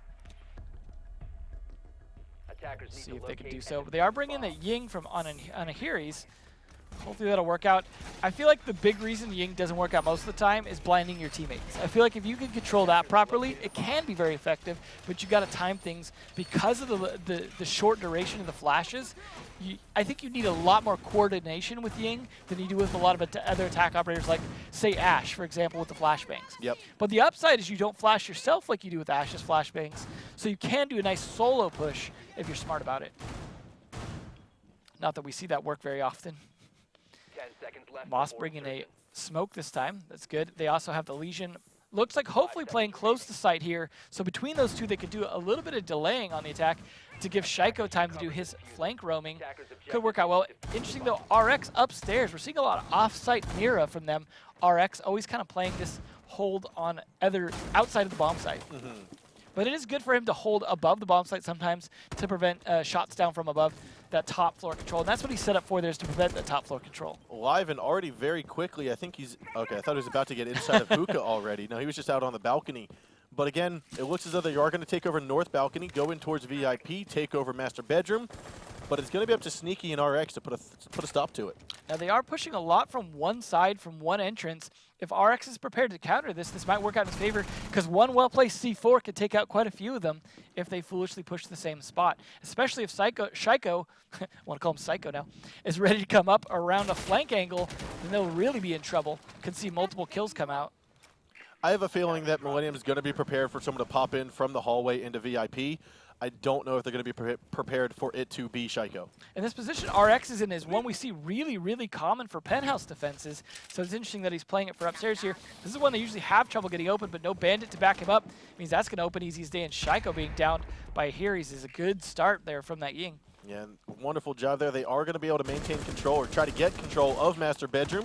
Mirror window has been opened up, however, that doesn't force RX out. He's going to toss a C4 in towards the white couch and miss its target. Not going to hit anyone or do any damage at all. Now we have Master Bedroom and Penthouse being given up. Be Genius, though, will pick up a trade kill here as Shaiko was taken out earlier. Here he's the Ying, now goes down. That's good to see a Legion kill there. I want to give T-Pex a little credit. There were a few kills he got last map as well, so he's definitely holding his own to an extent. Same with Sneaky sometimes. So it's definitely not all about the few people we keep pointing out, but it does help. Did he just let that Twitch drone just go by? I think he did. He was expecting, Now he's getting the push here. Liven's going to go for it, and there it is after the second attempt to shock him. He does be successful in Millennium. That's Liven. Grabs the kill into Sneaky. Nicely done by Yogurts there, providing a really good distraction and managing to deliver it. T-Pex going to cause a little bit more havoc here downstairs inside of the service entrance, that delivery spot. It looks as though he may have come on down from the stairs. This is actually looking good for Be Genius just on time alone. 40 seconds left. They do have the man advantage on attack, but not the time to do it. Yeah, there are only 30 seconds left to go. T-Pex still underneath. He's got 2 Legion traps he can throw down if he knows where the push is coming from. Yeah, that would definitely slow down an attack and really help, although some people just run it anyways, but RX... There it is. That's 1 Legion trap down. RX will pick up the kill there on a Yogurt, so it's all up to 3 attackers with 15 seconds to go. It's going to be Liven, Steezy, and Renshiro. Liven comes on down, misses the shot. T-Pex picks it up. It's all up to Steezy and Renshiro. Renshiro's going to get caught in a goo trap. He's got to spend a couple seconds getting it out of his foot as Steezy is not in a position to make a move, and he's going to come in. Looks like we will grab 1, but not enough time, and the round will go to Be Genius here on Coastline. Props to T-Pex that round, playing an excellent Legion, doing exactly what we talked about before, playing it on site. You saw how well that worked when he was able to play on site, kept recharging his mines, got to use them, gooed people, got 2 kills. Just, that's, I think, a bit more how you should be playing Legion, and you saw it effective there. It did look very effective. He was able to stay alive, get some kills, use the goo traps to slow down, cause some havoc, basically. Yeah. Especially with such little time left, like you said, knowing where they're going to enter, slowing down that push with the 15 seconds or less left. They were just desperate at that point. Way too much time spent upstairs. I mean, that's one of the dilemmas with Legion. One of the curveballs he throws into the attacker's push is the attackers know Legion's on the board. They know that they need to get him off quickly because over time he's going to have more goo traps. But at the same time, if you push in quickly, you try to go for him quickly, you're likely to run into those goo traps because they are what's going to stop you. You need to be wary of that. Especially since he knows where they're at. He's going to be playing those to his advantage, baiting you into those.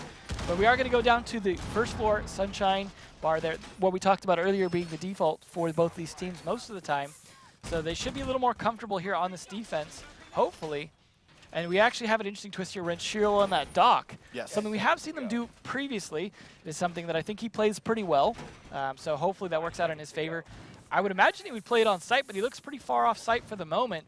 So we could see him just kind of going for a little bit of a heavy roam in terms of armor and ability to heal himself. Actually, is he 11 hitting the Yeah, window? he's gonna, maybe he'll just have it 3-4 times. Yeah, I would imagine he would go for a jump out there. That seems a bit risky. Oh, almost hits Moss there in the face. Gotta be careful with that fire. Looks like he marked to take that out, so those hits not gonna matter for anything because the Habana charge is gonna open it right up. We are seeing at least this Mira stay mostly on site. They really are focused on getting that room, so Renshiro's gonna be important. Oh, there's the power of the ACOG there. And the power of the ability to heal himself because he has taken significant damage. He's gonna have to juice here for a second. Get ready to go back into the battle. Now, Shaiko has been drastically injured here, and he has not come out on top in his engagement. Now he's in a situation too where he's gonna be trying to soften them up and no one behind him. Liven will pick up a frag on Moss too. However, Steezy has been injured. Renshiro still getting into some skirmishes here. He's having some damage thrown down onto him after he's healed himself. This has been an extremely messy first minute, I would say, from both teams. So far, Be Genius, though, a bit on the back foot. Stizzy, though, going to be a little bit of an equalizer for that. But if they can get Stizzy up, then Millennium's going to be in a good position. I don't think they're going to get him up, but they also don't know that he's gotten down. So he's just wasting time at the moment, and we are going to have Renshiro try to go for a push. They will get him up, though, because Shaiko just got taken out of the kitchen, and now he's going to move on over, pick him up, and there's no more stim pistols. Or he's just going to save him for himself at the very least, hoard those. But you know what? He's being very, very effective right now. Renshiro being a pivotal part of this defense. Blackbeard's shield gets taken out. I think T-Pex as well going to walk out of that with 1 health. Renshiro being the MVP of this round if it goes in favor of Millennium. Dr. Death here doing a great job. There it is, gets rid of the second shield. And T-Pex now going to try to hop into blue bar. Sneaky though, picking up a kill as Habana on his DZ. Tries to go for Renshiro, but he's going to dodge it. And now there are 2 players outside. They're going to try to get back in. Aries trying to go for a peek. He'll go down as well. Renshiro does get rid of the Blackbeard. He's still behind the bar. 50 seconds left to go, and I think Sneaky is going to try to go for a push here. He doesn't have much time to recover. Way too aggressive here. Come on, guys. Yeah, they are being quite aggressive, but Renshiro with a 1, 2, 3, 4 kills on the round. Wonderful job. I really don't agree with what Ahiris did, but Renshiro played it perfect the whole round. I'm not sure if that was a 3 or 4K for him. It was a 4K. He picked off the kill as soon as the pool table window got opened up on the hookah balcony. That's right. Picked up that kill, got Shaiko in kitchen, killed the Blackbeard, killed the Habana. So, MVP of the round, definitely. MVP of the round. So, wonderful yeah, usage. little golf clap for him. We are going to see second floor hookah billiards this time. Now, interesting choice from B Genius. Would have expected them to go to penthouse instead, and it looked like they were actually choosing a different spot for second and switched over to this. So, hopefully they've got something up their sleeve, as this is one that's not chosen often for a reason, because hookah could be hard to defend. I think what my original thought was, and I think I'll try to explain it here, is inside of the B site we have that one reinforcement with a mirror window on it. Typically, for the people that play ranked, might play some Go 4s and so on and so forth, they're thinking, don't you want to open that up so you can have a rotation through? Yeah. But the purpose of the mirror there is she's going to be able to see all of that, Yeah. see all of that A site, and still maintain control of hookah. The upside is when you do rotate through the hole they did create, you still have some coverage, a little bit from the bar and the bomb right there to get, if you're sneaky enough, across through to the other room, try and defend it. But it is risky defending bomb sites that have such easy access to the outside, and that's what makes a lot of bomb sites risky to hold. I want to say the easiest counter to that defensive setup right now is go underneath inside a pink bar and just either throw a nade, bring a buck, do something to open up the drop hatch. Yeah, I feel like the vertical play on this map is still evolving. It's still to an developing, extent, so yes. it hasn't quite got to the level of Border yet where there's a lot of common spots being used. Same with Oregon. So it will get there, though, now that it's been played quite a bit this season, which I'm very happy with. And this will definitely be a match to watch as part of that. Now Renshiro, I think, saw the shoulder of Moss 2, and he's just going to stay away outside of Aqua for the moment. Although, I imagine doing this right here, he's not actually really protecting himself all that well because they can shoot through the door. I hope he realizes that head shield only does so much when there's a soft wooden door right below you. So it's a bit risky peeking this here, but they're not really trying to counter peek him, which is probably smart. I think Moss is playing just right, staying passive. Here he's going to try to move in towards that first floor office, in towards blue bar, underneath the A site. See Yogurt's drone on the prowl. Curious if it'll be able to get someone distracted for a push like previously. Millennium's moving quite slowly here. It doesn't seem like they know how to push on to either the roamers or onto the site to gain some ground. I don't think they were expecting hookah. So maybe this might have thrown them off their game just a little bit. But T-Pac's going to throw them off even more with that Vector onto Stizzy. That's Habana gone. Hopefully they didn't need those pellets to take out that mirror window. There are 3 defenders here inside of the sofa couch. Renshiro finally moves in, but only for a short moment because he's not going to get taken out. He's been injured. Shaiko picks up the frag, and it's all up to Yogurts, Ahiris, and Liven. Not looking good. I like that angle there that he's trying to use. But so far, 5 against 3 with a minute left. As I say that, even out a little bit, but that's just the pulse. I don't think that was the most important kill that they needed to make there. I mean, you missed your C4. It's going to play down. We'll have to see how it all unfolds. But now Liven still going to be on first floor office. He's going to try to rotate around. The Candela's going to go out. No one's on the other side of that bar, so it's okay. Shaiko doing some damage there. The Yogurts, that's the Twitch down. That's going to hurt on firepower. Here it is. Smoke's going to go down. Last Candela. Shaiko's here. He's going to be looking to pre-fire into the corner. Will he see it? No, but Moss will.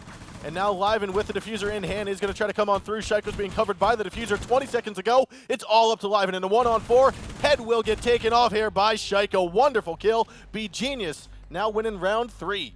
I think that was a good demonstration right there of why people have problems with that mag being so so many bullets in it, he was able to just tap fire for a while, try and pre-fire the spot, and then still land the kill at the end of the day, just because there's so many bullets in there.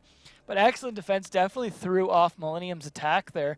They just didn't seem prepared to deal with the way that was being held with that mirror window in that particular billiards room there. So nicely done. Just the attack fell apart quickly once they'd gotten the little control of the map that they had. Ranchero on the dock again, and they're going to go hookah. They are going to go to the hookah billiards, which I think is different than what we were expecting. That's typically what we see here as the 4th preferred bomb site, but these teams are making it work for them. Maybe they're just looking to get some recreation in.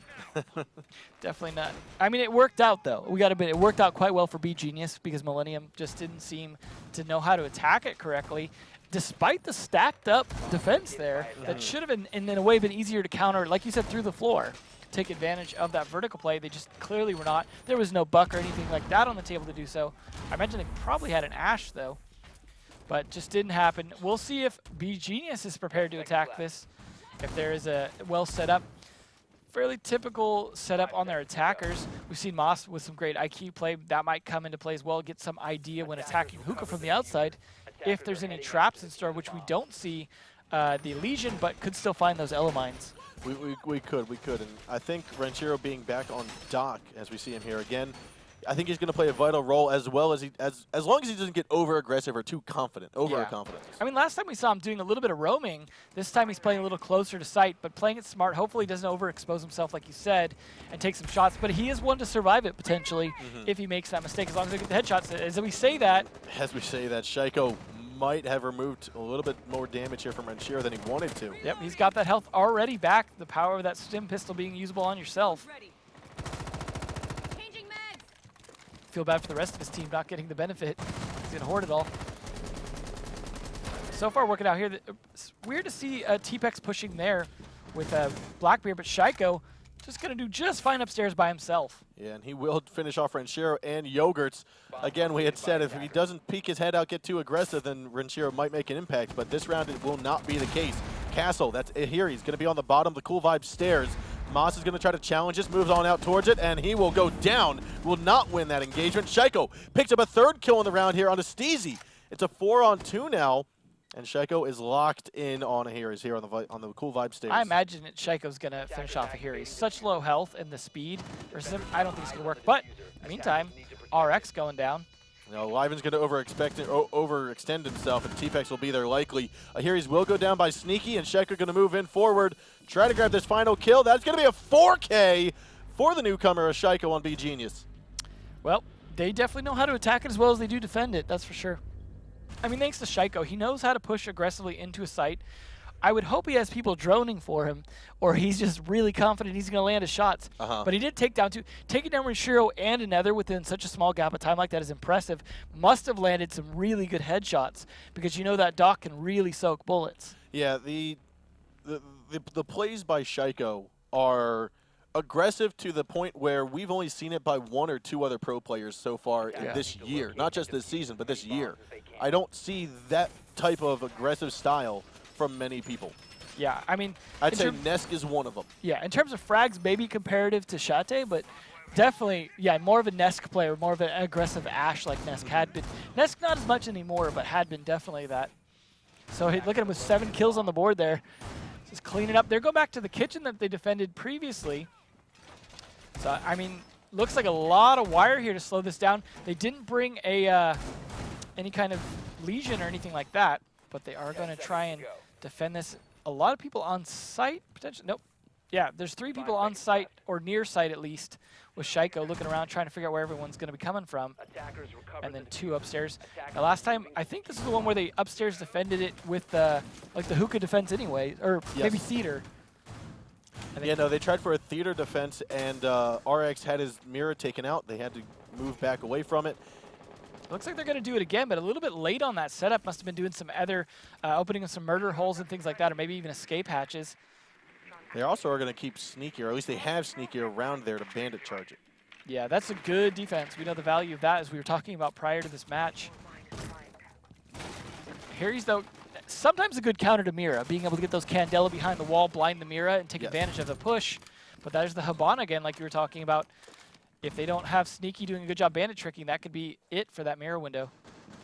I'm going to assume that the bandit charges did get destroyed because I didn't see a Thatcher go out earlier. Yeah, that's a good point. There is a Twitch drone, though, from Yogurts. Might have been able to do that. Shaiko, though, playing back. He's actually upstairs now, but he's ready to help his teammates as RX flees. Oh, Shaiko will pick up one on Alive and then get traded down instantly by Stizzy. Good trade back by Stizzy, because that's you don't want him getting more than one kill, that's for sure. RX, though, doing a good job hanging back with Sneaky and not as I say that.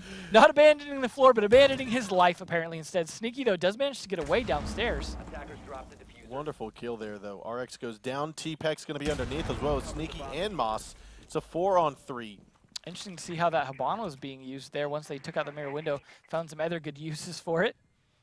Now, they have not gotten default cam yet inside of the main hall, which is being used right now to determine are they pushing in through the stairwell, are they going back and forth? No, right now they're just going to play vertical. Yeah, they're definitely opening up a lot of that floor with those X-Kairos, trying to get those angles. Hopefully they're prepared to attack this particular bomb spot, because obviously you got to place those correctly, but there's a little bit of a late Shaiko revenge. 50 seconds to go. T-Pek's going to get the head and take him down. Steezy will go as Yogurts picked up a frag on a Moss too. A 2-on-3 now. Looks as though the smokes and Candelas are going to go in. There it goes, and here we have the plant possibly going down. Sneaky might be in a position to capitalize on this. Yogurt's going to be looking down to rain bullets from above.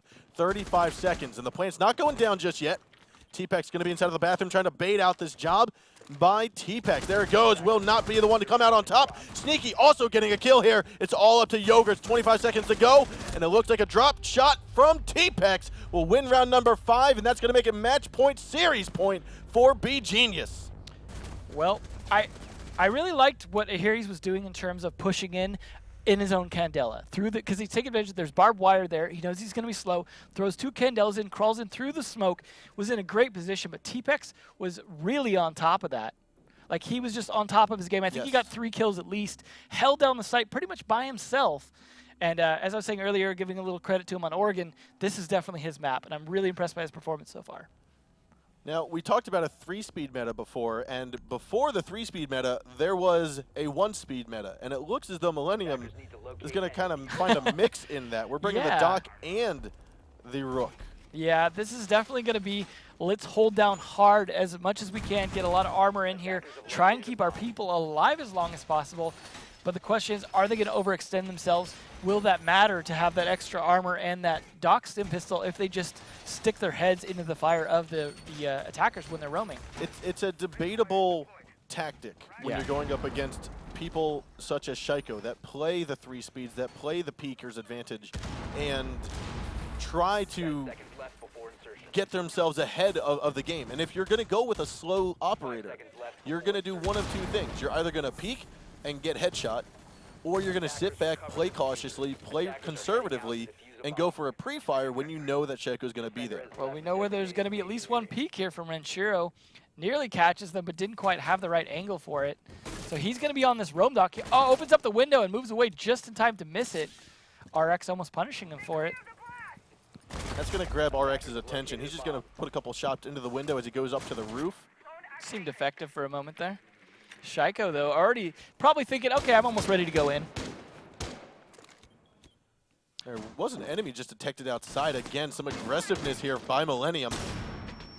That's unfortunate for Stizzy. They're getting blinded. That could be Shaiko pushing in on him, and it certainly is. Yep, and there's 1 headshot down on a 3 armor. Renshiro, though, will capitalize and refrag. That's the good kill. That's what you needed. At least 1 armor still, 1 3 armor still on the board. Millennium needs to practice killing Shaiko before he kills someone. But looks as though Ahiris, though, will also pick up a frag on a Sneaky. Refrag by Moss onto Liven. 3v3 already, just in the first minute. This is not looking great for Millennium, just because you really need a man advantage against these guys here when you're down 4-1. Ahiris, though, trying. Here it is now, a 1-on-3. RX gonna try to hold it down, but Yogurts inside of the courtyard will pick up 2 rounds here for Millennium. It's now 4-2, still match point, still series point, still Pro League point playtime basically for B Genius. Well, that worked out Millennium's favor. They're definitely still in it. Surprisingly, that 3-2 armor meta seemed to work for them okay in that situation. partially because of Renshiro's smart play in terms of the way he's playing very flexible on that dock despite the slow speed. But the Rook also did a good job, as well as here he's playing well on that castle. Maybe he's still a little too aggressive, but it seemed to work out for him. Would have been nice to have they been able to get Shaiko earlier. Yes. But getting the trade on it as they have 2 rounds in a row seems to have helped them potentially stay in this. I mean, even getting a trade onto Shaiko is brilliant if there's only 1 kill that Shaiko was managing to get. Yeah. If you trade him after the 3rd kill, it's a little bit too late to do that. Yeah, you're probably going to lose that round. We are interestingly, we're not seeing at all Penthouse. They're going again up to Hookah. So they definitely like it. You see that setting up these mirror defenses again. Seemed to work out quite well for them, but they were also very stacked. And this is Millennium's chance to try some of that vertical play, but they, again, aren't bringing a buck or anything like that. They're set up more to push on the same level that they're attacking, which didn't work, seems to work out for them last time, but maybe Ahiris can change that if he can play smart with those Candelas, give his team a chance to push in without just getting decimated by those mirror windows. I just want to see vertical play from Pink Bar, from Sunrise Bar, into Theater to get Mira out of that corner with the drop. That's always my opinion. If you see a mirror window and it's on a top floor and you can shoot from below, that should be to your advantage because you have a situation where you can open it from below and now you're using that window against them. But we just don't see it as often as you'd expect. Now, we do see RX on Pulse. He's going to be downstairs, but it doesn't look like he's inside of the he's on the opposite corner of the map. Yeah. So, yes, this is what you need to do, Millennium. Get into the red bar, play underneath, open up some of the floor, and go from there. Yeah, they could drone out Pulse there, take him out, and then there's no other defenses on the bottom floor. We'll see if Smoke can hold this alone, though. He's creeping around. I think Renshiro knows he's there. He's going to have a heck of a time. He might have to smoke himself if he wants to get out of it. There's that window getting opened. Yep. That's going to help his teammates if they can push now. So there's still plenty of time here for Millennium to formulate their attack strategy, if you will. There's the Ella getting spotted out there. That's definitely going to help, although Shaiko, I'm sure, is going to move off of that unless he wants to bait it. No, he's going to bait this out. He's confident in his gunfighting ability. Sneaky's still going to hold on to the stairs. He's waiting for some information to come. I'm confident in his gunfighting abilities as well. So we have 1/2 of the round left to go, and what could be the victory here for B Genius. They are holding down the fort quite well. We now have RX underneath, and seeing as how Millennium has forfeited the attempt to push from under there. Yeah, so that might at least nullify RX, but he's got C4. Stizzy, though, takes down RX right as I say that. C4 not going to go out. So nicely done by Stizzy. That's going to be a big help. Renshiro has met quite a bit of damage from Shaiko here in the main hallway. Sneaky going to cover those cool vibe stairs like he needs to. And this push, instead of coming from Aqua and going into A like Millennium tried last time, they're going to go for this hookah push. Diffuser's outside in the hands of Renshiro. I like the way Shaiko's holding this. Just a tight enough angle to stay there despite being droned out, and then some extra cover from Sneaky on the stairs to cover his flank. Slowed down, though, at 45 seconds left. No, there is Maz. He will get downed and finished off by Steezy. Candela's going to go out. Shaiko gets blinded, but not for long. He's going to move on over, pick up a headshot there onto Aries. Liven goes down by T-Pex. It's now going to be a 3-on-3. 30 seconds to go, and Shaiko is trying to make this go into his team's favor. Looks as though Steezy comes from around. He will down Sneaky, but Shaiko will get the final frag. And that means it's all to Yogurt and Renshiro with 20 seconds left to go. Good luck with that low health, Blackbeard. You pretty much get shot in the toe and you're dead. Yeah, Renshiro, unfortunately, is not going to come out on this on top, especially with Shaiko at the mix. We are going to have Yogurt try to repel in. He'll go down. T-Pex picks up a kill. So does Shaiko. Be Genius will win this series 2-0 after a 5-1 victory. I thought 5-2. That round was pretty well played by Stizzy. I feel like he did a good impact. Almost got a 3K because he couldn't finish off Sneaky. It was more of a 2.5K. But I do think he did a great job. Unfortunately, when you saw Ahiri's push on the Candela, it was a good opportunity to finally take out Shaiko. But again, he forgot how short that blindness is. Pushed in too late. I think with Ying, if you're going to play Ying properly, you have to understand the fact that you don't get blinded by your own flashes is the most important aspect of using those with such a short duration. I agree with you there. That you need to be wary of the duration of that flash. And it is, I'd say, easier to look away than a normal flashbang. I don't think it has that 4 or 5 meter radius that if it's right next to you or if it's within that radius, it will still blind you. I don't think it has that distance. Yeah, I would say toss 2. So if they look away, they might get hit by the second one. I mean, you're not going to use all 3 anyways. Let's be honest. So that is going to be our second series of the evening. Let's take a look at some of the highlights here onto Coastline. And this has been a showdown, especially for Penta and B Genius. They have stepped up their gameplay to the next level. So both matches, I said, we're going to go 2-1. Of course, that's why they went 2-0. B Genius, though, some excellent play. Sneaky, I thought, had some pretty good plays as well. Overall, B Genius, you know, we were talking before about it being Shaiko all the time. I think most of the teams showed up really well today. I think they did as well. I think even when Shaiko got finished off and got down, he either made an impact or opened up an avenue for the rest of his team to come on through and actually make some plays. A lot of plays by T-Pex on this particular map, a lot by RX as well, also on the previous map. Shaiko holding that against the Ahiris really worked out in his favor right there. He just stuck that spot the whole time, managed to win it, even saved Sneaky's life over there. Just excellent play by him. I think that shows how versatile Shaiko can be. Yeah, I mean, not yes, aggressive. We talk a lot about him being off-site, about getting these entry fragging kills or about getting these roaming kills, but he can also play on-site, and he's got the nerve and the patience to do it. Yeah. So, But I mean, I would say because it wasn't just Shaiko today, Yes, that's it why was. it was a 2-0. I think so as well. And I think I'm really happy to see that from the rest of B Genius, because if they're going to win this, I feel like they deserved the win on this just because everyone showed up. And I don't know, I just really impressed with them. I feel like Millennium just didn't seem to have the adaptations they needed on either map. And despite that being their pick there, they weren't playing the bomb sites they had previously. They weren't. We are going to take a look here at our bracket B, though, for Group B. This, again, is how everything laid out for the past week and a half here on Group B. Penta Sports Aries went head-to-head. Penta Sports won very decisively. Nice job to Penta taking out Aries. However, Aries is not done yet. They've gone down to the deciders match to play B Genius, who just basically annihilated Millennium. And unfortunately for Millennium, that is going to be the end of their Pro League Season 3 gameplay. They've placed 4th out of Group B. 4th place in Group A and Group B, have no more games the rest of the season. Yeah, I'm really looking forward to that Aries B Genius match. I think, especially if they both take it to Coastline, because they're both willing to play Coastline. We saw B Genius have a lot of great ideas on Coastline. Aries are going to get a chance to see those in the VODs, think about what they could do to counter those, and then we could see a really great sort of, not really a rematch, but another excellent match on Coastline. So overall, I think that matchup going to be one to watch. Yes, and so that is going to be how Group B ended up. Penta Sports first place, Millennium unfortunately 4th. And next week, we will get the chance to see the decider matches for all the regions. Again, we might be only 4 weeks in, or we might be 3 weeks into the Pro League season, but we're 4 play days done. Yeah. Again, if you want to catch more Pro League, be sure to tune in next Monday, because Super Week is done. No more Super Week, unfortunately. We go back to our regular schedule.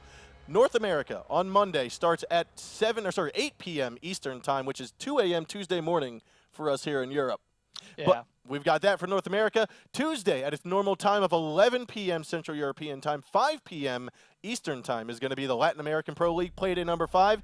And if you're here just for Europe, be sure to tune in next Thursday at 7 p.m. Central European Time, 1 p.m. Eastern Time. Again, ladies and gentlemen, here from Katowice Studio for ESL and Rainbow Six, my name is Sean Bloodbath Rosenbaum. This is Devin Emzo Becker. We want to wish you a farewell and a good night.